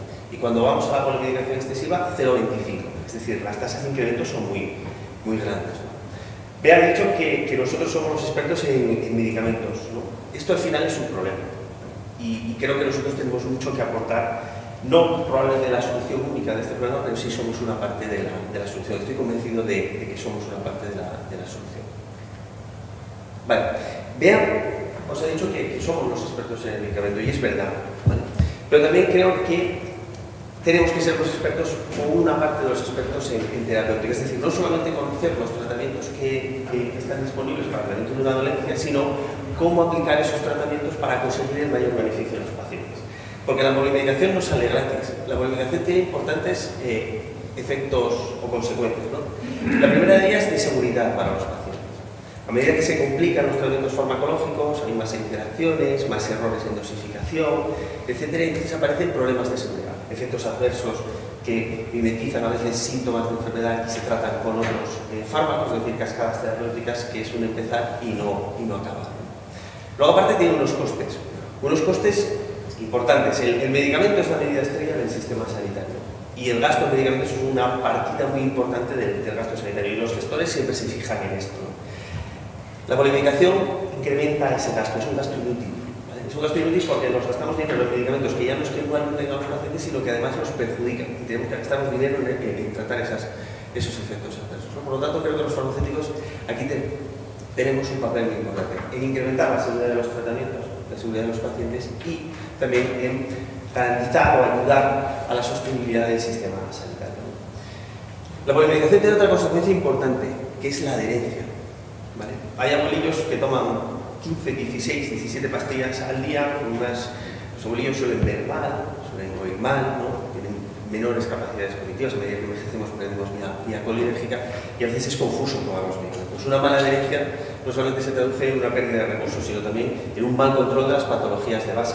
De manera que si no estamos muy atentos con la adherencia podemos ir pasando líneas terapéuticas, cada vez a líneas terapéuticas más intensas sin haber optimizado, o sea, vamos quemando tratamientos sin haberlos optimizado en la época que tocaba, ¿no? Ya lo han dicho, ¿no? Medicina personalizada. Tú lo comentabas, a nivel genético, farmacogenética, esto es medicina de precisión, ¿no? Esto es el futuro. Sin embargo, en la atención primaria somos mucho más modestos, ¿no? Muchas veces nos sirve, o creo que aportamos un gran valor individualizando los tratamientos en función de las comorbilidades que tienen los pacientes, ya sin irnos simplemente a genes o a nada, ¿no? Simplemente viendo un poco las características del paciente. ¿Y por qué no decirlo? La polimedicación incrementa la mortalidad, ¿vale? Y esto es un drama, ¿no? Es un drama. Somos el país, bueno, antes de la pandemia éramos el país que mayor esperanza de vida tenía, junto a Japón, ¿no? No somos tan malos datos después de la pandemia porque esto puede haber cambiado. Pero, sin embargo, las encuestas nacionales de salud, la percepción de los españoles, a pesar de que somos uno de los países más longevos del mundo, la percepción de los españoles es que su estado de salud cada vez es peor. Es decir, nunca hemos vivido tanto y probablemente con tanta calidad de vida y sin embargo cada vez pensamos que estamos más enfermos, ¿no? Si tuviera que destacar 4 características, ¿no? de la especialidad que creo que aportan mucho a la atención primaria serían estas 4. Primero, la evaluación crítica. La evaluación crítica de los tratamientos, ¿no? El intentar dar un contrapunto, ¿vale? Hacer unas reflexiones sobre la necesidad o sobre la idoneidad del tratamiento. Y creo que los farmacéuticos de hospital somos fantásticos para hacer esto. Tratamiento individualizado, es decir, intentar ayudar a los pacientes a que consigan los mejores resultados en salud con los tratamientos actualmente disponibles. Otra de las cosas que creo que los farmacéuticos de hospital aportamos mucho primero es el tema del acceso. Esto parece una tontería, pero si os paráis a pensar, la primera función que tiene un farmacéutico es garantizar el acceso de un paciente a un tratamiento de manera segura, informada, etc. Es decir, esto es lo básico, ¿no? Es decir, garantizar el acceso de los pacientes a los tratamientos. Sin embargo, hay cosas que cada vez nos lo ponen más difícil, ¿no? Pues la pandemia ha sido un reto para muchos pacientes hacerles llegar su tratamiento. Los desabastecimientos son otro de los retos importantes, ¿no? Pues incluso las resistencias bacterianas con el acceso de determinados pacientes en atención primaria a antibióticos que son de hospital, ¿no? Los farmacéuticos de hospital, como de alguna manera conocemos ese nivel asistencial, creo que funcionamos muy bien o que funcionamos en gran parte como solucionadores de estos problemas, ¿no? Garantizamos bastante el acceso de la población a determinados medicamentos. Y luego información independiente de medicamentos. Esto queda mal que lo diga aquí, ¿no? Como con Pfizer patrocinando, pero la industria farmacéutica, a ver, hace promoción, ¿no? Es decir, es lo que tiene que hacer. Ellos sacan unos productos al mercado y hacen promoción. Es lícito, es entendible y es normal, ¿no? Pero seguramente lo que harán es incidir en sus aspectos positivos, ¿no? Es decir, nadie te va a vender un coche diciendo que el de al lado es mejor, ¿vale? Te dirá que este es el mejor. Por lo tanto, creo que nosotros somos una fuente independiente de información de medicamentos que es necesaria, ¿no? Porque las cosas no son ni blancas ni negras, muchas veces son grises, ¿no? Y creo que este por contrapunto pues es bastante enriquecedor a nivel de terapia. La verdad es que la farmacia de atención primaria como el farmacéutico de atención primaria es una figura yo creo que bastante consolidada. Sin embargo, creo que en los últimos años hemos cambiado mucho la manera que teníamos de trabajar, ¿vale? Sobre todo con la llegada de más especialistas a atención primaria, creo que hemos cambiado mucho la manera de enfocar, ¿no? la farmacia de atención primaria. Yo os cuento el que será mi día de mañana, ¿no? Si alguno de vosotros os animáis. ¿Cuál será mi día de mañana? Yo mañana a las 8:15 tengo sesión en un centro de salud. ¿Vale? En concreto tenemos una sesión en la que hablaremos de la administración de antibióticos en pautas cortas versus la administración de antibióticos en pautas largas, ¿no? Y generalmente jueves y viernes a primera hora es lo que suelo hacer, dar sesiones. La semana que viene tengo una sobre probióticos y prebióticos y otra sobre antidiabéticos. Y esto es lo que hacemos la primera parte de la mañana. Ya os digo, sobre todo jueves y viernes, que son los días que tenemos reservados para hacer. Luego a las 9:15 empiezo consulta, y esto es una cosa que hacemos desde hace relativamente poco, ¿vale? Justo antes de la pandemia conseguimos ponernos unas agendas, ¿vale? Realmente el trabajo del farmacéutico de atención primaria, porque ya os digo, la farmacia hospitalaria ha evolucionado mucho, y atención primaria yo creo que está evolucionando mucho, pero creo que es el área de toda la farmacia hospitalaria que más va a evolucionar en los siguientes años. Básicamente porque el paciente crónico, que es muy habitual, vive en primaria, ¿vale? Vive en primaria. Entonces, bueno, pusimos en marcha la agenda y funcionamos como un médico de familia o como una enfermera, ¿no? Es decir, tenemos una serie de pacientes ahí citados cada día a los que, pues, por distintos motivos, ¿no?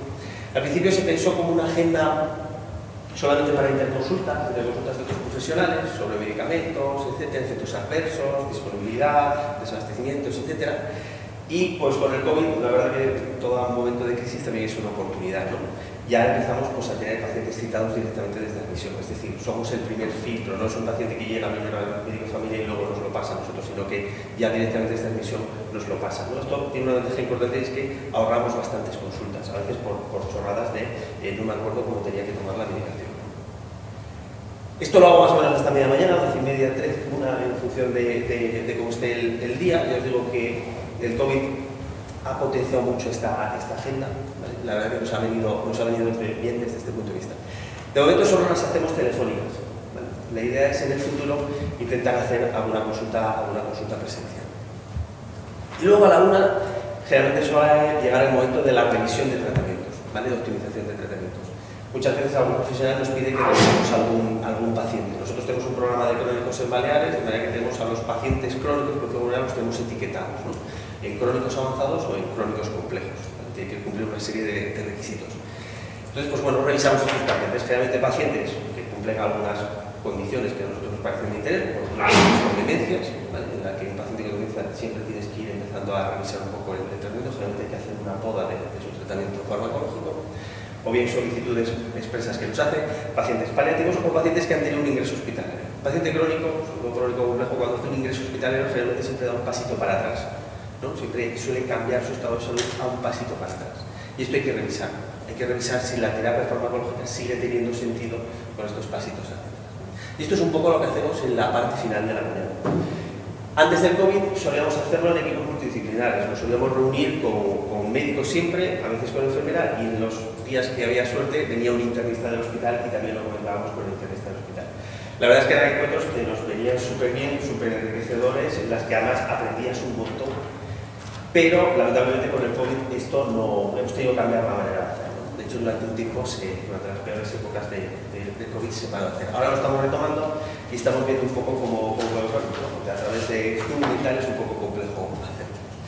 Y luego, pues bueno, tenemos una serie de trabajos transversales que bueno, nosotros hacemos un poco cuando surge la oportunidad, en determinadas épocas del año o cuando toca, ¿no? Participamos en bastantes comisiones asistenciales, ¿vale? Una de las cosas que a mí me encanta de la atención primaria es el tema de los boletines farmacoterapéuticos. No sé si muchos de vosotros conocéis los boletines farmacoterapéuticos. Hay un montón de boletines farmacoterapéuticos. Yo tengo que hablar del de Baleares, que es el comprimido. Participo además en el comité editorial y parece un buen boletín, pero hay boletines en el País Vasco, Andalucía, Castilla-León, Castilla-La Mancha, Cataluña, Navarra, tienen boletines de información independiente de medicamentos que son muy interesantes. Los farmacéuticos de atención primaria participamos mucho en estos boletines, ¿no? Tema de desabastecimientos. Muchas veces los desabastecimientos me los citan aquí, ¿vale? Pero el tema de acceso a la medicación es una cosa que parece de locos. Yo no tenía la sensación de que cuando estuve en el hospital de que esto generaba tantos problemas, pero sí que genera muchos problemas. Muchas visitas a urgencias a recoger medicaciones que me han dicho en la farmacia que lo tengo y me lo tengo que tomar. Gestión de los botiquines de los centros de salud. Esto quizás es la parte que menos me gusta del área, ¿no? Pero es lo que hay que hacer. La población tiene unas necesidades, tiene unas demandas, y esas demandas generalmente se suelen solucionar o se suelen saciar con medicamentos. Es muy importante saber qué medicamentos tienes que tener, tanto cual como cuantitativamente, para solucionar estas demandas. Farmacovigilancia. Esta es una de las partes, yo creo que fundamentales del trabajo de atención primaria. A veces lo hacemos de manera proactiva, es decir, vamos buscando nosotros determinados diagnósticos alertantes mediante la explotación de unas bases de datos poblacionales que manejamos, sacamos determinados diagnósticos y sobre esos diagnósticos vemos si puede ser una posible reacción adversa. Y otras veces, pues con pacientes que nos citan de, oye, ¿le ha pasado esto? ¿Puede ser por el fármaco? Vale. Estudios de utilización de medicamentos. Esto es una de las cosas también que más me gusta hacer, ¿no? Ver un poco cuál es el perfil de tratamiento de una enfermedad o perfil de uso de un fármaco. Por ejemplo, últimamente estamos viendo un poco el perfil de uso de los antidiabéticos orales, más de SGLT2, GLP-1, cómo están penetrando, porque nos permite diagnosticar o ver un poco cómo está la situación para diseñar políticas de intervención a más medio o largo plazo. Lo bueno que tiene la primaria es que hay cosas que son inmediatas, pero no es como en la que todo es inmediato. Con el código de primaria podemos planificarnos qué queremos hacer este año, dónde queremos meternos un poco. Otra parte que quizás no me gusta mucho, pero hay que hablar de ella, que es si tú ahora le preguntas a mucha gente de los que están aquí, ¿qué hace farmacéutico de atención primaria? Te dirán indicadores de calidad de la atención. Esto era un trabajo muy burocrático, porque ya os digo, la figura del farmacéutico de atención primaria era muy burocrática. Afortunadamente le dimos una vuelta a esto y nos lo hemos quitado. Es decir, básicamente explotábamos unas bases de datos y le pasábamos a cada médico una serie de indicadores de calidad de prescripción. ¿Vale? Esto afortunadamente lo hemos conseguido informatizar, de manera que ahora ya tenemos un programa informático en el que el médico entre y consulta los indicadores. Nosotros ya no hacemos nada de esto, ¿no? Simplemente funcionamos como un soporte si quiere mejorar estos indicadores. El tema de la investigación ya ha salido, ¿vale? Ya ha salido. La verdad es que estamos intentando incorporar la investigación a nuestra práctica diaria, ¿no? El COVID también ha sido una buena oportunidad. El año pasado conseguimos bastante dinero de una fundación de investigación para hacer un estudio poblacional de unos 200, una N de unos 220.000 pacientes, para ver si el tratamiento crónico de los pacientes tenía efectos positivos o negativos en la evolución de COVID. Estamos ahora con la captura de datos y no creo que tardemos mucho ya en poder publicarlo. Explotación de bases de datos poblacionales es lo que os decía antes. Generalmente podemos sacar muchos datos de un montón de pacientes y ver un poco dónde tenemos el problema de utilización de medicamentos o algunos problemas de seguridad, ¿no? Pues, por ejemplo, ahora está bastante candente el tema de fentanilo, ¿no? Fentanilos de liberación inmediata y abusos terapéuticos o de abusos por parte de pacientes de fentanilo terapéutico. Y luego, coordinación interniveles, ¿vale? El farmacéutico muchas veces funcionamos de enlace entre lo que ha pasado en el hospital y lo que pasa en el centro de salud o lo que pasa en un centro sanitario. Funcionamos muchas veces como enlace. Ya os digo, la farmacia de atención primaria ha cambiado mucho en los últimos años y creo que hemos conseguido 3 logros en los últimos 2 años, al menos en el sector en el que yo trabajo, que son muy importantes. Primero, instaurar una agenda, ¿vale? Para que nuestro trabajo sea ordenado. ¿Vale? Esto es súper importante, porque si no estás siempre pendiente del teléfono, llamadas y llamadas, hablas con uno, te llaman, no te entra la llamada, es un desastre. Esto de tener una agenda creo que es básico, porque yo creo que nos va a permitir potenciar mucho nuestro papel clínico. ¿Vale? Dejar este más de gestor, de burocrático y potenciar nuestro papel clínico. Creo que va a ser fundamental. El tema de las consultas como la telemedicina o telefarmacia, ¿no? Que se ha puesto muy de moda con el COVID. Nosotros hemos implantado algunas pequeñas experiencias de telefarmacia, de seguimiento farmacéutico y tal, que creo que también pueden ser muy positivas si conseguimos escalarlas al tamaño suficiente. Y luego librarnos de la burocracia. Hemos hecho bastante poda de burocracia y creo que eso ha liberado bastante tiempo al farmacéutico de atención primaria para dedicarlo al área clínica. Sin embargo, ya os digo, siempre hay que mirar hacia el futuro. Y en el futuro pues, nos gustaría hacer fundamentalmente 4 cosas. La primera de ellas, implicarnos más en educación para la salud. Aquí hemos empezado a dar algunos pasos. ¿Vale? Justo antes del COVID habíamos puesto un programa en marcha de educación para la salud en institutos para hablarles a los adolescentes sobre el alcohol. Lamentablemente el COVID nos ha hecho un poco tal, aunque ahora con los botellones quizás no vendría mal, ¿no? ponerlo en marcha. También hemos puesto en marcha un programa de formación para pacientes polimedicados, ¿no? Para explicarles cosas tan básicas como cuál es la diferencia entre un principio activo y un nombre comercial y si le cambian el genérico que no se agobie y en qué tiene que fijarse para tomar bien su tratamiento, ¿no? Porque muchas veces cuando hablas con los pacientes, ves a veces, pues yo qué sé, omeprazol, y tienes escrito en la caja para la ansiedad, ¿no? Es decir, cosas a veces que te llaman mucho la atención, sobre todo cuanto más polimedicado, más cosas raras sueles ver. La consulta presencial es otro de los objetivos a medio y largo plazo, ¿vale? Nos gustaría poder ver pacientes en consulta con un tiempo suficiente, sobre todo para la revisión de los tratamientos. Porque muchas veces en una consulta presencial puedes captar muchas cosas que no puedes captar leyendo una historia clínica o una consulta telefónica, ¿no? Por ejemplo, ya sé que esto ahora no se puede hacer, ¿no? Pero saludando a una persona, cogiéndole la mano a una persona, pues si te la aprieta o no te la aprieta, ya puedes ver un poco cómo está de frágil, ¿vale? a nivel muscular. Hablando con él del partido y el penalti del otro día de Morata, puedes ver un poco cuál es su estado cognitivo, si pierde el hilo, si no pierde el hilo, si te sigue bien, ¿vale? Es decir, a veces con pequeñas chorradas, ¿sabes? Puedes tener información muy relevante de los pacientes que puede ser muy importante a la hora de revisar el tratamiento. Otro de los objetivos es poner un programa de control antibiótico en primaria. Mi sector, no sé cómo estará, pero en mi sector en esto estamos muy atrasados, ¿vale? Y creo que sería muy interesante. Hay otros sectores y otras comunidades que esto no tiene mucho más potenciado. Nosotros aquí vamos bastante retrasados, creo que sería uno de los objetivos. También este sí que me gustaría que fuera a corto plazo. Y luego una asignatura pendiente que siempre solemos tener, ¿no? Y es más proyectos con la farmacia comunitaria, ¿no? Yo, como soy farmacéutico de hospital, proyectos con un hospital siempre haces, ¿vale?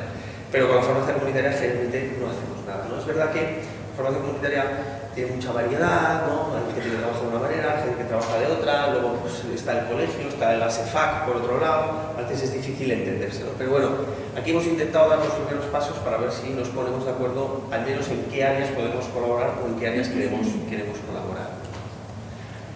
Y nada, ya para acabar, deciros que si os decidís por la farmacia hospitalaria, ¿vale? Seguramente que encontráis algún área que os va a encantar, ¿vale? Hay áreas, todas son bonitas, ¿no? Pero hay áreas que te van a gustar más y menos. Y es la única manera de hacer un gran trabajo, ¿no? Tener pasión, que te guste lo que haces. Y nada, con esto terminamos. No sé cómo he ido de tiempo, pero...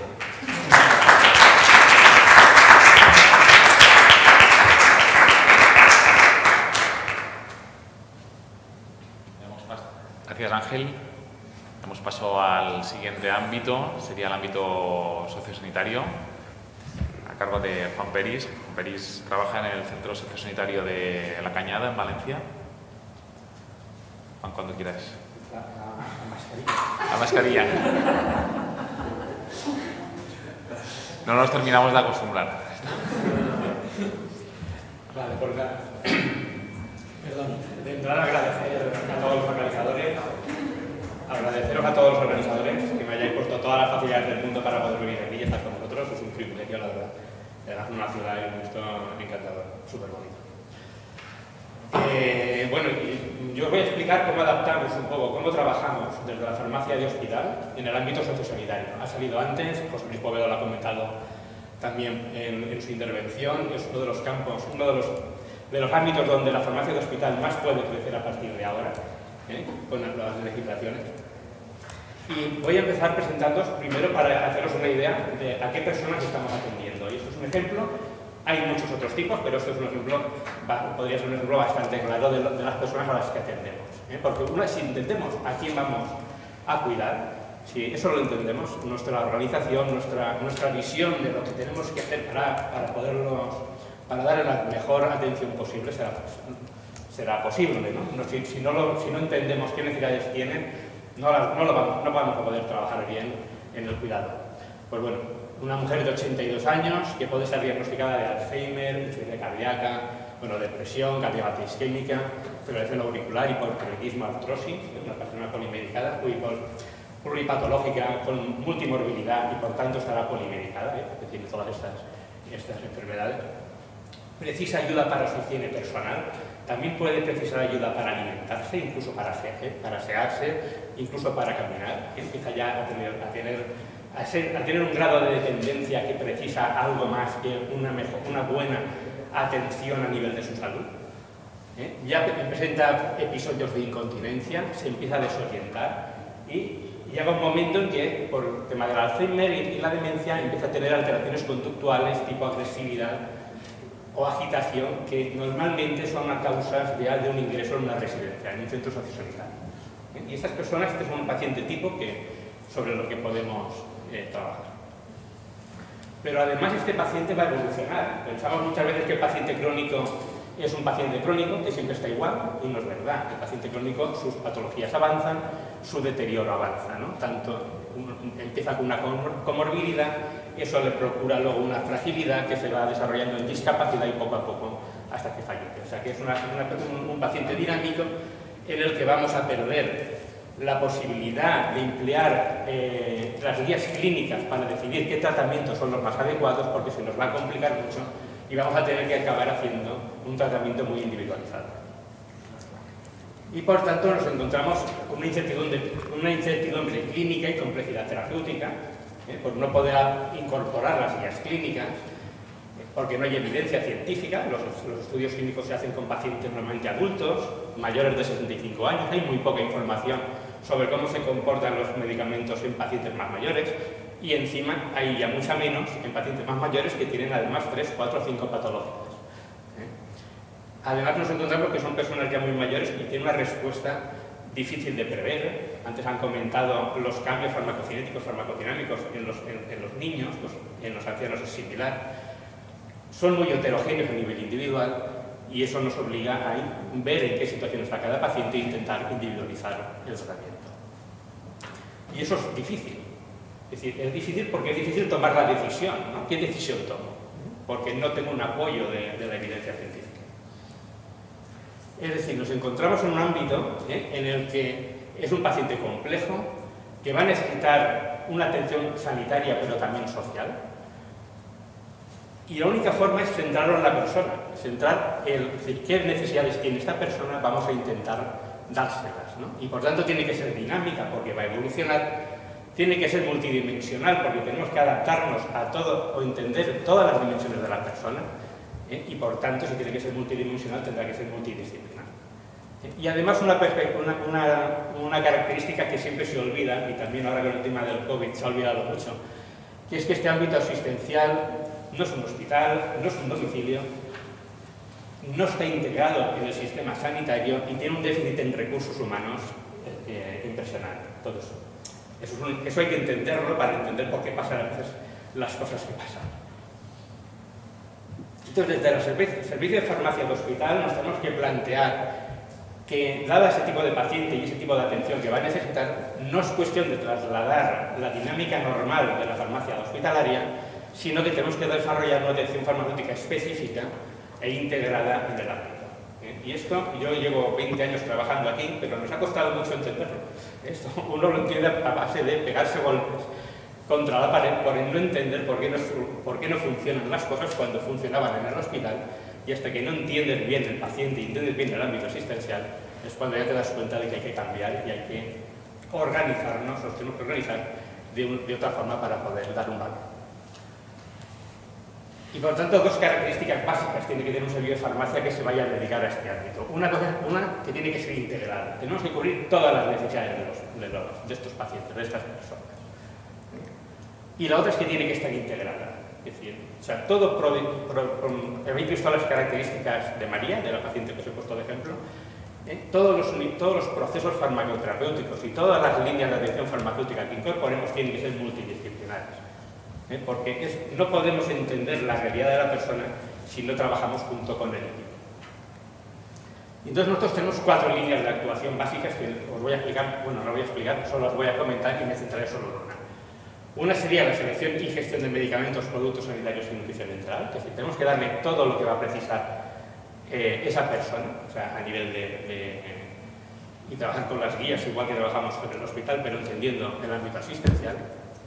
Un sistema de dispensación de medicamentos en dosis unitarias que se adapte a la dinámica del centro. Un seguimiento farmacoterapéutico que vaya a adecuar el tratamiento a sus necesidades. Habéis visto que es cambiante, ¿no? Que va evolucionando, nos tendremos que adaptar a eso y centrado en la persona. Y un campo muy importante que es la evaluación nutricional y el trabajo, incluso, porque nosotros en el servicio de farmacia hasta tenemos dietistas, para trabajar incluso con cocina, para poder elaborar una alimentación que sea lo mejor posible para todos. Me voy a centrar solo en la parte de la adecuación del tratamiento para explicaros cómo trabajamos con ellos dentro del equipo multidisciplinar. Es decir, todo lo demás también es multidisciplinar, hasta la gestión del medicamento lo trabajamos con todo el equipo.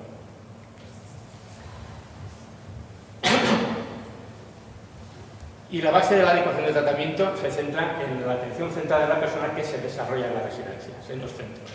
La realiza un equipo interdisciplinar, el equipo está formado, por ejemplo, en las residencias de la Comunidad Valenciana, pero esto es similar en toda España, por la dirección del centro, el médico, el farmacéutico, solo cuando estamos. O sea, en toda la Comunidad Valenciana la farmacia del hospital no está introducida, incorporada en este ámbito asistencial, en muy pocas lo están, pero donde estamos sí que estamos en los equipos.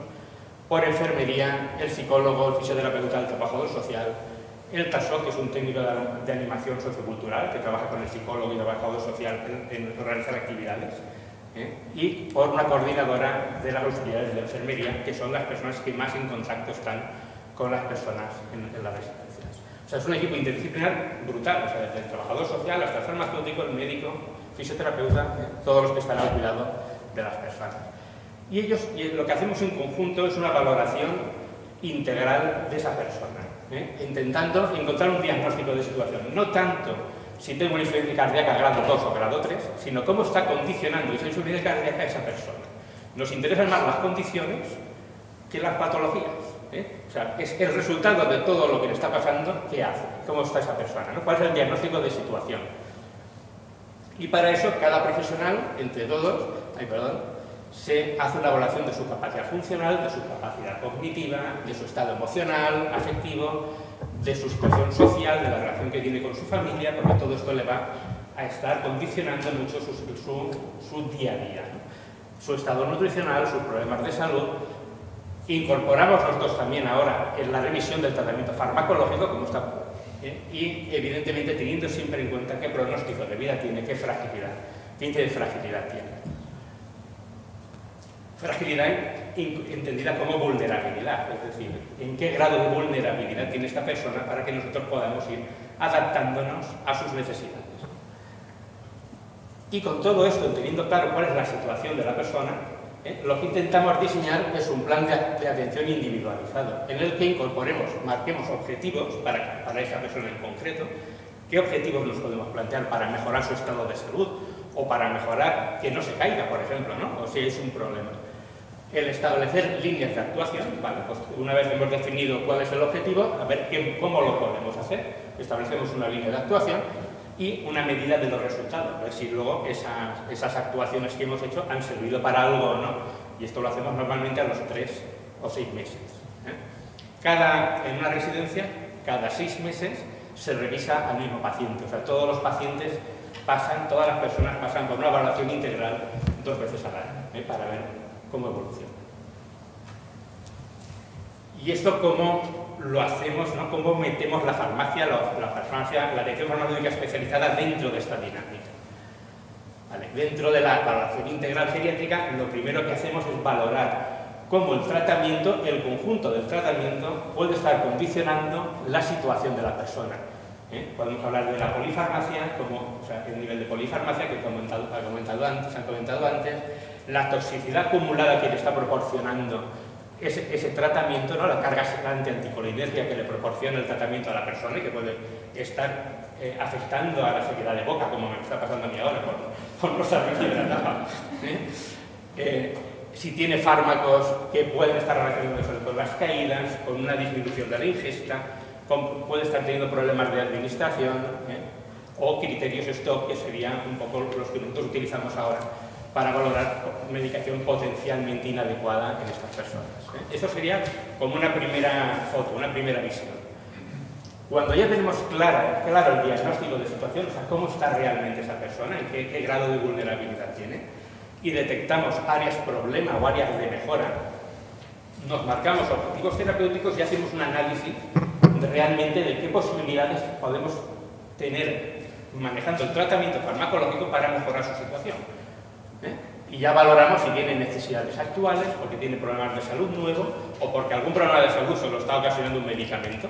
Entonces, a lo mejor la necesidad es suspenderlo, pero si tiene una necesidad nueva, qué intensidad terapéutica es la más adecuada, si tenemos que mantener una intensidad terapéutica alta porque para el control de la diabetes o de acuerdo con su situación podemos tener un tratamiento más laxo que tenga menos efectos, por ejemplo, que menos riesgo de hipoglucemia, nos vamos adaptando. Nos planteamos si es posible de prescribir un medicamento, porque ya no es necesario, porque en su momento lo era, pero ya no lo es, o porque el riesgo ahora supera los beneficios, y hacía 10 años cuando se lo pusieron era al revés, ¿no? Pero os acordáis de la gráfica un poco de la evolución de las personas.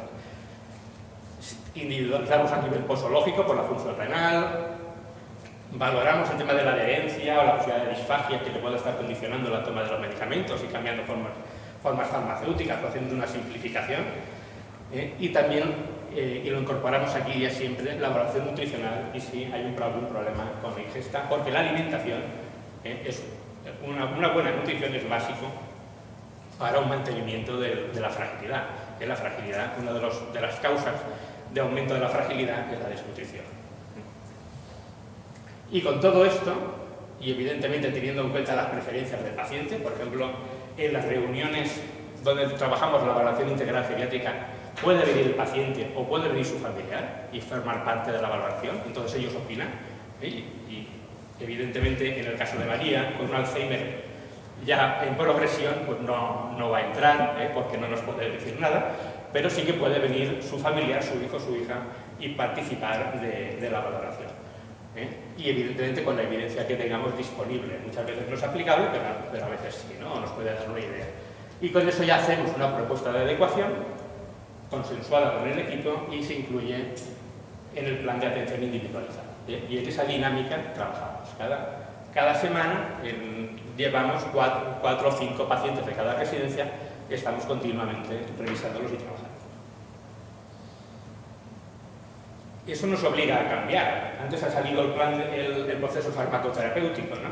Esto nos obliga a cambiar el proceso normal de prescripción, validación, que es cuando en el hospital normalmente el farmacéutico tiene la información de lo que se va a hacer y entonces actúa, y que luego ya viene la preparación, la dispensación, la administración y sigue. Pero eso, cuando lo hacíamos así, a nosotros no nos funcionaba. Y entonces nos dimos cuenta de que el proceso clave en la atención está en la evaluación integral, porque es la que nos va a hacer el plan de atención. Entonces nosotros nos hemos desplazado por completo, ya el servicio se ha desplazado a la residencia, y trabajamos dentro de la residencia en la evaluación integral para poder formar parte del diseño del plan de atención. A partir de ahí, la prescripción va a seguir lo que se marque en el plan de atención. Si se ha decidido disminuir la intensidad terapéutica en general, y eso afecta a la diabetes o a la hipertensión o al Alzheimer, bueno, a partir de ahí la prescripción va a seguir esa línea. Y evidentemente, seguiremos validando, pero hemos formado parte, junto con el médico y junto con el resto del equipo, de esa toma de decisiones. Y ahí es donde está, digamos, la clave de que nuestro trabajo tenga valor y poder llegar a la persona, poder hacer una farmacoterapia centrada realmente en las necesidades de la persona. Y a modo de resultados, no sabía cómo explicarlo, cómo incorporarlos, porque es muy difícil, porque es muy amplio, pero no hace mucho tuve que dar una charla de prescripción y he cogido un poco esto. Esto es un protocolo de prescripción que hicimos en la Comisión de Farmacia y Terapéutica propia que tenemos para el ámbito asistencial, para prescribir la medicación del Alzheimer. Es un ejemplo de 5 residencias. Desde el Servicio de Farmacia nuestro llevamos 22, son 5, al azar. Bueno, al azar no, cogí las que había funcionado bien y alguna que no había funcionado tan bien. Pero realmente la aplicación fue muy buena en todos, es decir, el 90, el 70%, el 80%, el del 60% parece menos, el 58% parece menos, pero es que habían 5 personas que aún no habíamos visto en la OBGI y la idea era esperarnos a la OBGI para hacerlo, para la evaluación integral, para que todo el equipo fuera consciente de esa decisión. Entonces, cuando estamos dentro y el equipo es el que toma las decisiones, todos los protocolos estos funcionan. Y es un poco lo que os quería trasladar, ¿no? La visión. pero nos permite también ir más allá, porque personas que no hubieran entrado dentro porque no cumplían los criterios de inclusión que se fijaban en el protocolo para quitarle esa medicación, para suspender ese tratamiento, también se quitaron, ¿no? ¿Por qué? Pues porque tenían trastornos conductuales y necesitábamos dar antipsicóticos para el trastorno conductual. Si estoy dando antipsicóticos y no hay forma de quitarlos, eso condiciona mucho el deterioro cognitivo. Entonces, ¿para qué estoy dando yo una cosa y la contraria? Con el psicólogo y el médico nos damos cuenta que hay pacientes que, aunque están diagnosticados de Alzheimer, resulta que no lo son, y que no lo tienen, porque hay mucho error muchas veces ahí, ¿no? Porque se confunde el deterioro cognitivo derivado por otras causas con una demencia y ingresan con ese tratamiento, pero luego resulta que después de tiempo el psicólogo y los médicos, pues evidentemente todo el equipo está muy entrenado y conoce muy bien este tipo de pacientes, claro, comentan que no lo tiene, ¿no? y empieza a retirar. O sea que hay una participación. Es decir, el trabajar con todo el equipo nos permite ir mucho más allá de lo que en teoría nos podríamos plantear con protocolos de este estilo. Es decir, al trabajar así nos permite lo que acabo de decir, es decir, adecuar el tratamiento a la situación de la persona. ¿Qué realmente necesita esta persona? ¿Esto lo necesita ya o no lo necesita, ¿no? O tenemos que incorporar un mayor... hay gente que está muy bien y no empeora, y entonces tenemos que aumentar la intensidad terapéutica porque funciona, ¿no? Porque está fenomenal. Pero es muy importante porque el equipo aprende, todos los profesionales aprendemos constantemente, de lo que acabamos de hacer. Al cabo de 3 meses evaluamos, ha funcionado, no ha funcionado, resolveremos la próxima vez de otra forma. El equipo se implica porque tomamos las decisiones en equipo. O sea, no es el farmacéutico dice o el médico. Evidentemente, al final el médico es el que tiene que asumir la prescripción o la suspensión, pero tiene en cuenta al final la opinión de todo el equipo. Y también permite la participación del paciente y del cuidador, o del cuidador o familiar, de una forma muy activa.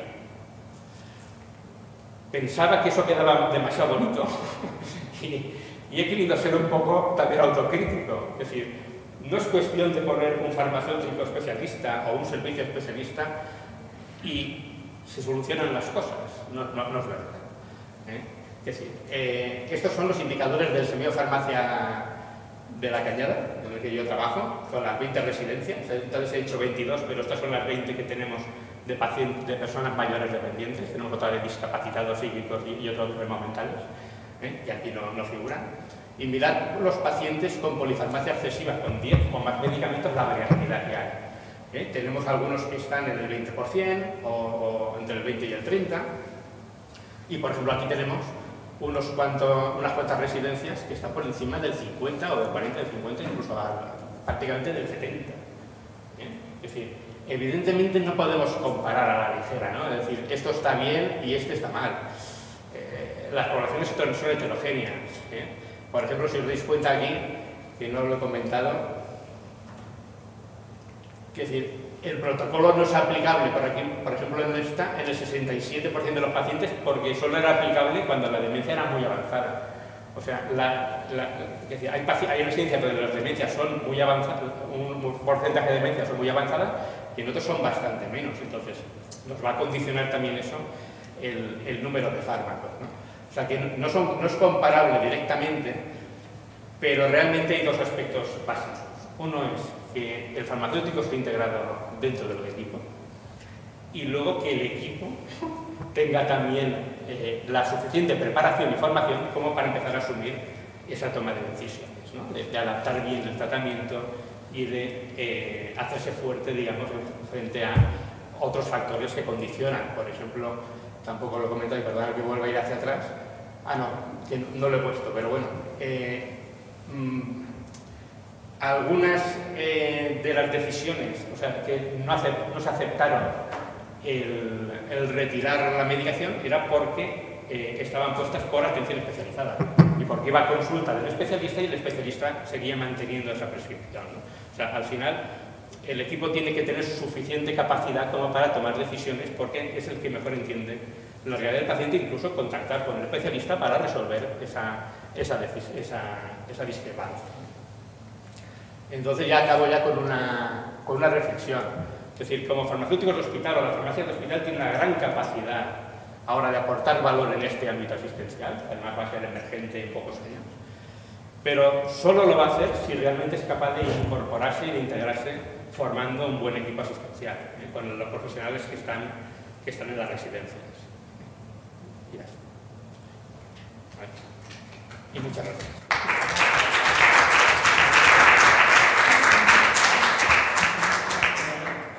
Gracias, Juan, por tu presentación, y vamos ya con la última presentación de la mesa, la que es la farmacia hospitalaria en el ámbito penitenciario. Tenemos a Miriam. Hola, buenas, ¿me oís? Buenos días, Miriam, perfectamente. Hola, buenos días. Muy interesante. Me hubiera gustado estar allí, pero por motivos personales y laborales me ha sido bastante difícil. Voy a tratar de compartiros pantalla, ¿vale? Y ahora ya... A ver. Creo que lo veis, ¿verdad, Jordi? Sí, perfectamente. Bueno, vale, no quiero robaros mucho tiempo porque, como soy la última, las funciones del farmacéutico las habéis podido ver tanto en el ámbito de la atención especializada como de la atención primaria. Y nosotros, bueno, pues compartimos, somos un híbrido entre atención primaria y especializada, con lo cual lo que quiero ver, que veáis es un poco la peculiaridad que tiene nuestro medio. Bueno, es para mí un honor y un placer estar aquí hoy en esta mesa de este curso de mi universidad, de la que guardo muy buenos recuerdos y además de mi tierra. He sentido no poder ir. Por ello quiero agradecer a los doctores Miguel Ángel Casermeiro y Lucía Montioliva la invitación, por supuesto también a nuestra sociedad, la Sociedad Española de Farmacia Hospitalaria, en concreto a nuestro compañero, el doctor Jordi Nicolás, por dar una vez más visibilidad al ámbito de la farmacia penitenciaria, sacarnos de las rejas de las que estamos, entre las que estamos encerrados, y por supuesto agradecer a Pfizer la sponsorización de la jornada. Y he intentado, como os decía en estos minutos, que tuvierais una fotografía lo más exacta posible de lo que es nuestra actividad asistencial, del tipo de patología que atendemos, el tipo de pacientes que tenemos ingresados, nuestros internos, y también los objetivos a más corto y más largo plazo en nuestro medio. También quiero que veáis nuestro medio, porque nuestro medio tiene una serie de peculiaridades que en múltiples ocasiones condiciona que tengamos que redactar muchos circuitos asistenciales. Y como os preguntaba mi compañera Beatriz, yo no estoy allí, pero Jordi me lo puede transmitir. ¿Alguno de vosotros ha estado alguna vez en un centro penitenciario o en un hospital psiquiátrico penitenciario?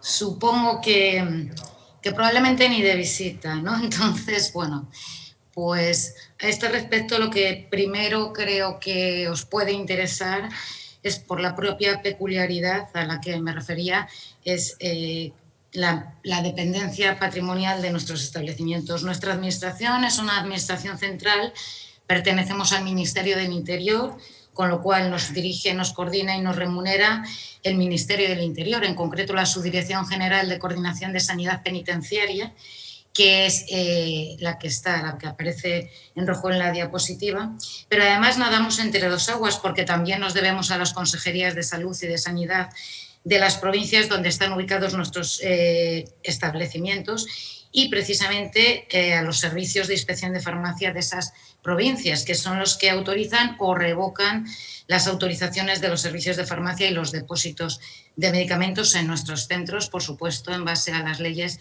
de ordenación farmacéutica de cada comunidad autónoma.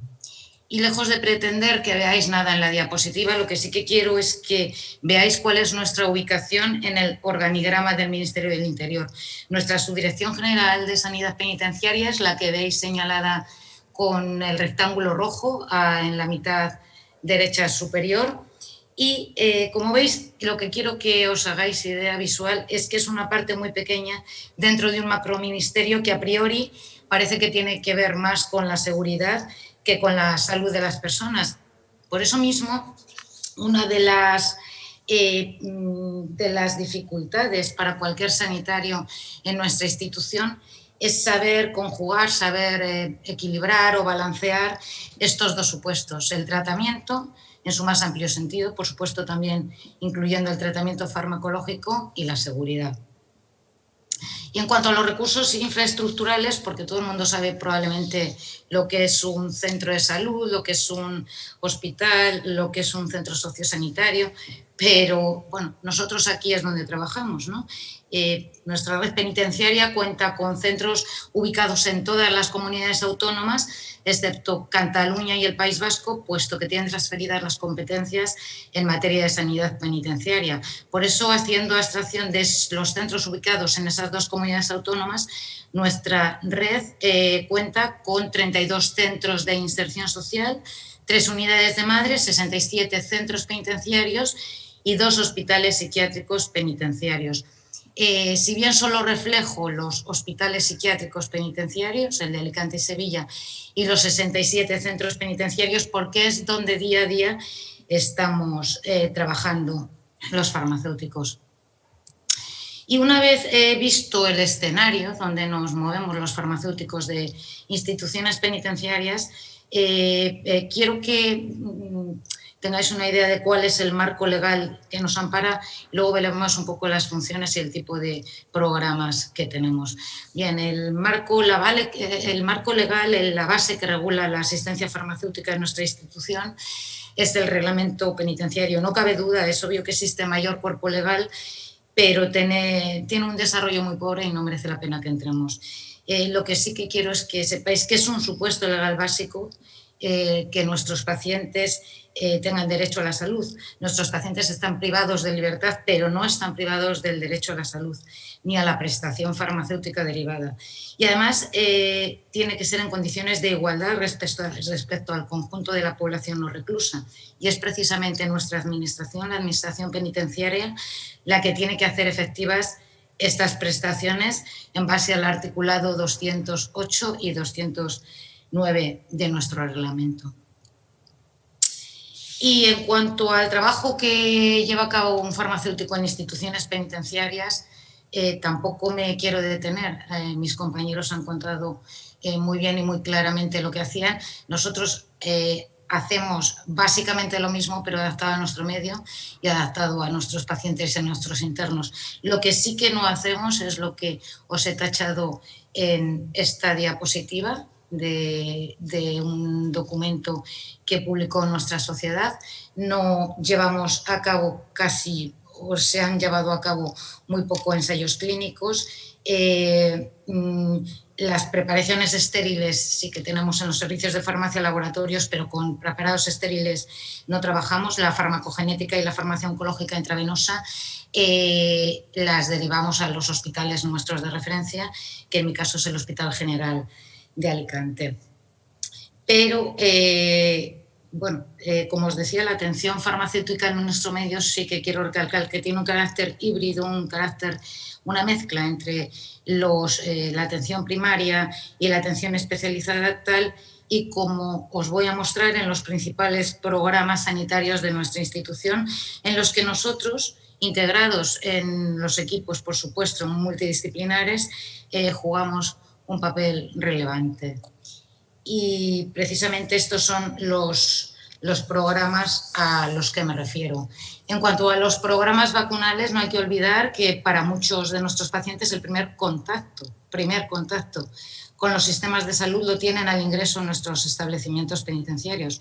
En el momento del ingreso se oferta a todas las personas la realización de diversas pruebas serológicas para ver su estado inmunitario, y si es procedente se les vacuna frente a la hepatitis B cuando está indicado, y también se recomienda la administración de la vacuna antidifterotetánica, antineumocócica, la de la hepatitis A en personas susceptibles, y además anualmente llevamos a cabo una campaña de vacunación antigripal. Y, por supuesto, os imaginaréis que este año hemos también organizado la vacunación anti-COVID. En cuanto a los programas de prevención y control de infección por VIH y virus de hepatitis C en nuestro medio, pues se justifican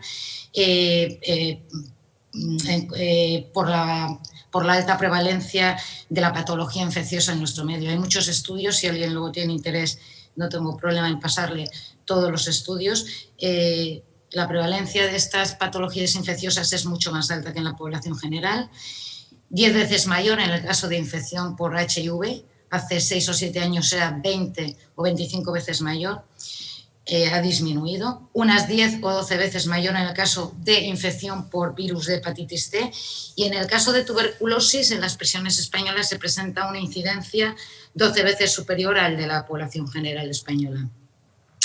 El programa de atención integral a enfermos mentales tiene como objetivo el abordaje de la patología mental en prisiones, un abordaje multidisciplinar, y es obvio que en los hospitales psiquiátricos penitenciarios se encuentran ingresados enfermos mentales graves que por razón de inimputabilidad tienen una medida privativa de libertad en lugar de una pena privativa de libertad, pero existe una alta prevalencia de patología mental en nuestro medio, en los centros penitenciarios ordinarios, en esos 67 centros penitenciarios, entre personas que no son subsidiarias de ingreso en uno de nuestros 2 hospitales psiquiátricos y a las que hay que dotar de asistencia sanitaria y farmacéutica. En concreto, según datos de estudios en nuestro medio, casi la mitad de la población penitenciaria ingresada en centros penitenciarios, 4 de cada 10 internos, tiene un trastorno mental, cifra que evidentemente justifica sobradamente la implantación del PAIEM en algunos centros, en todos, casi todos los centros penitenciarios. En cuanto al programa de mantenimiento con metadona, es uno de los programas estrella en nuestro medio, se encuadra dentro de los programas más efectivos de reducción de daños y riesgos y del tratamiento de la dependencia. Es un programa que ha contribuido a favorecer la disminución del consumo de drogas y lo encuadramos dentro de los programas de reducción de daños y riesgos porque ha contribuido a reducir considerablemente el número de personas infectadas por VIH, por el virus de la hepatitis C, al evitar la vía parenteral como vía de consumo. Ha contribuido a mejorar notablemente los problemas de salud, el estado físico, el estado mental, la calidad de vida de nuestros internos y también la conflictividad en nuestro medio, que es un dato bastante importante. Y para que os hagáis una idea, no voy a dar datos que no estén publicados, pero sí que en los informes de nuestra Secretaría General, que los podéis ver en la web del Ministerio del Interior, a lo largo del año 2019, un total de 6.000 personas estuvieron metidas en el programa de metadona y para que os hagáis una idea, supone un 12% de la población penitenciaria aproximadamente. Y aunque no constituye en sí mismo un programa, no cabe duda que la atención farmacéutica ante el riesgo cardiovascular en nuestro medio es otra actividad importante en la que participamos integrados en todos nuestros equipos multidisciplinares, porque nuestra población, a partir de los 18 años es cuando se puede entrar en un centro penitenciario, a partir de los 70 es raro que nos quede gente, es cierto que hay gente, población mayor, pero la cuota de edad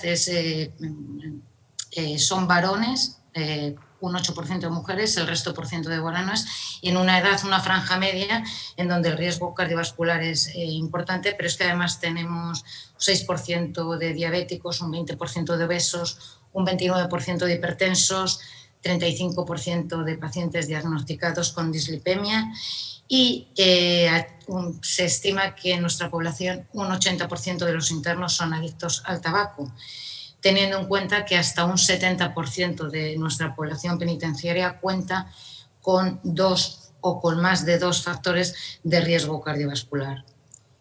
Y precisamente para lograr una asistencia farmacéutica efectiva, en los años 90 nuestra Subdirección General trazó un plan estratégico en el que pretendió que se establecieran una red de servicios de farmacia y depósitos de medicamentos vinculados a esos servicios de farmacia. Los servicios proyectados eran los que figuran en la columna central, los depósitos de medicamentos vinculados a esos servicios, los que figuran en la columna de la derecha, y a fecha de hoy están legalizados los que podéis ver en azul. Son 26 servicios de farmacia legalizados, 19 depósitos legalizados. Si hacéis un ejercicio de recuento, queda 11 servicios de farmacia sin legalizar y 12 depósitos sin legalizar. con lo cual aquí tenéis un nicho importante de trabajo en el que podéis plantearos entrar si no os da miedo el medio. Y bien, estos números, que en principio pueden resultar algo fríos, esconden una realidad bastante caliente desde mi punto de vista y que quiero poner de manifiesto en estos momentos. La desigualdad en el acceso a los medicamentos y a la atención farmacéutica de algunos de nuestros reclusos, de nuestros internos, en función del establecimiento penitenciario donde la autoridad judicial, que es la que dictamina el ingreso, determine que ingresen.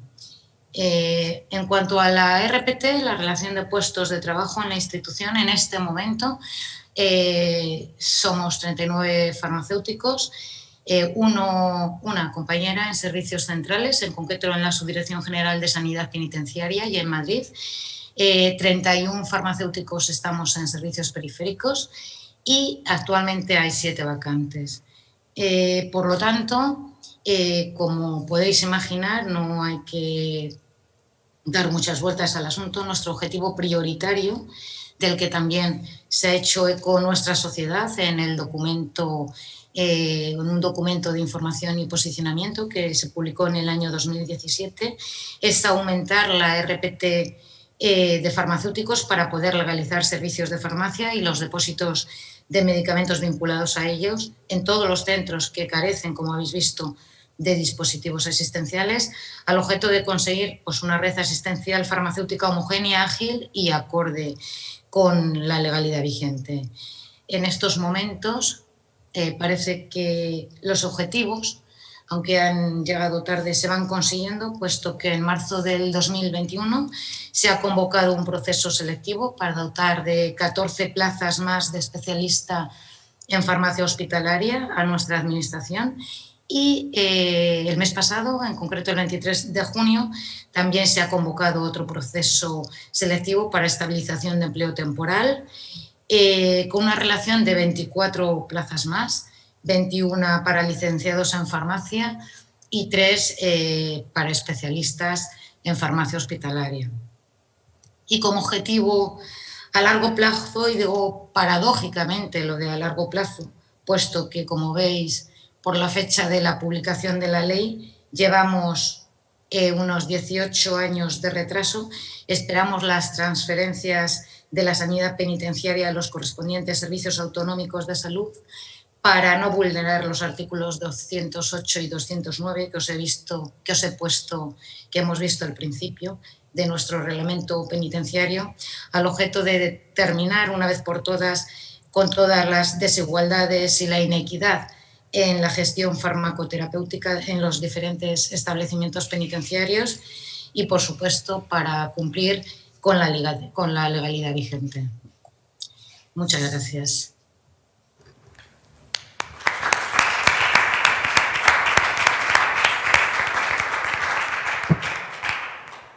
Gracias, Miriam, por también acercarnos la realidad de la farmacia hospitalaria en penitenciaria. Muchas gracias. Y por ceñirte al tiempo. ¿Alguna duda? Tenemos a Miriam aquí. Bueno, pues yo creo que esta era una de las mesas quizá de más calado, tanto por la diversidad de temas como por los diferentes ámbitos que abarcamos, lo cual, bueno, sé que nos hemos excedido sobre la agenda y el horario previsto, pero bueno, me parecía importante pues mantener, ¿no?, vuestros tiempos. En las siguientes mesas yo creo que ya recuperaremos tiempo. Por ahí se me había sugerido no hacer break, pero yo creo que mejor hacemos un break, lo que en vez de media hora, si os parece, hacemos de 20 minutos. Recuperamos la reunión a 50, 55, 12:50, 12:55, coffee break, coffee fisiológico. ¿Sí? ¿Va bien? 50 está bien. Y luego en las siguientes mesas también recuperaremos 10 minutos de cada una de las mesas, que yo creo que fácilmente podemos recuperar, y así pues terminamos en el horario previsto, que sé que tenemos desplazamientos luego programados y que todo el mundo pueda llegar a tiempo.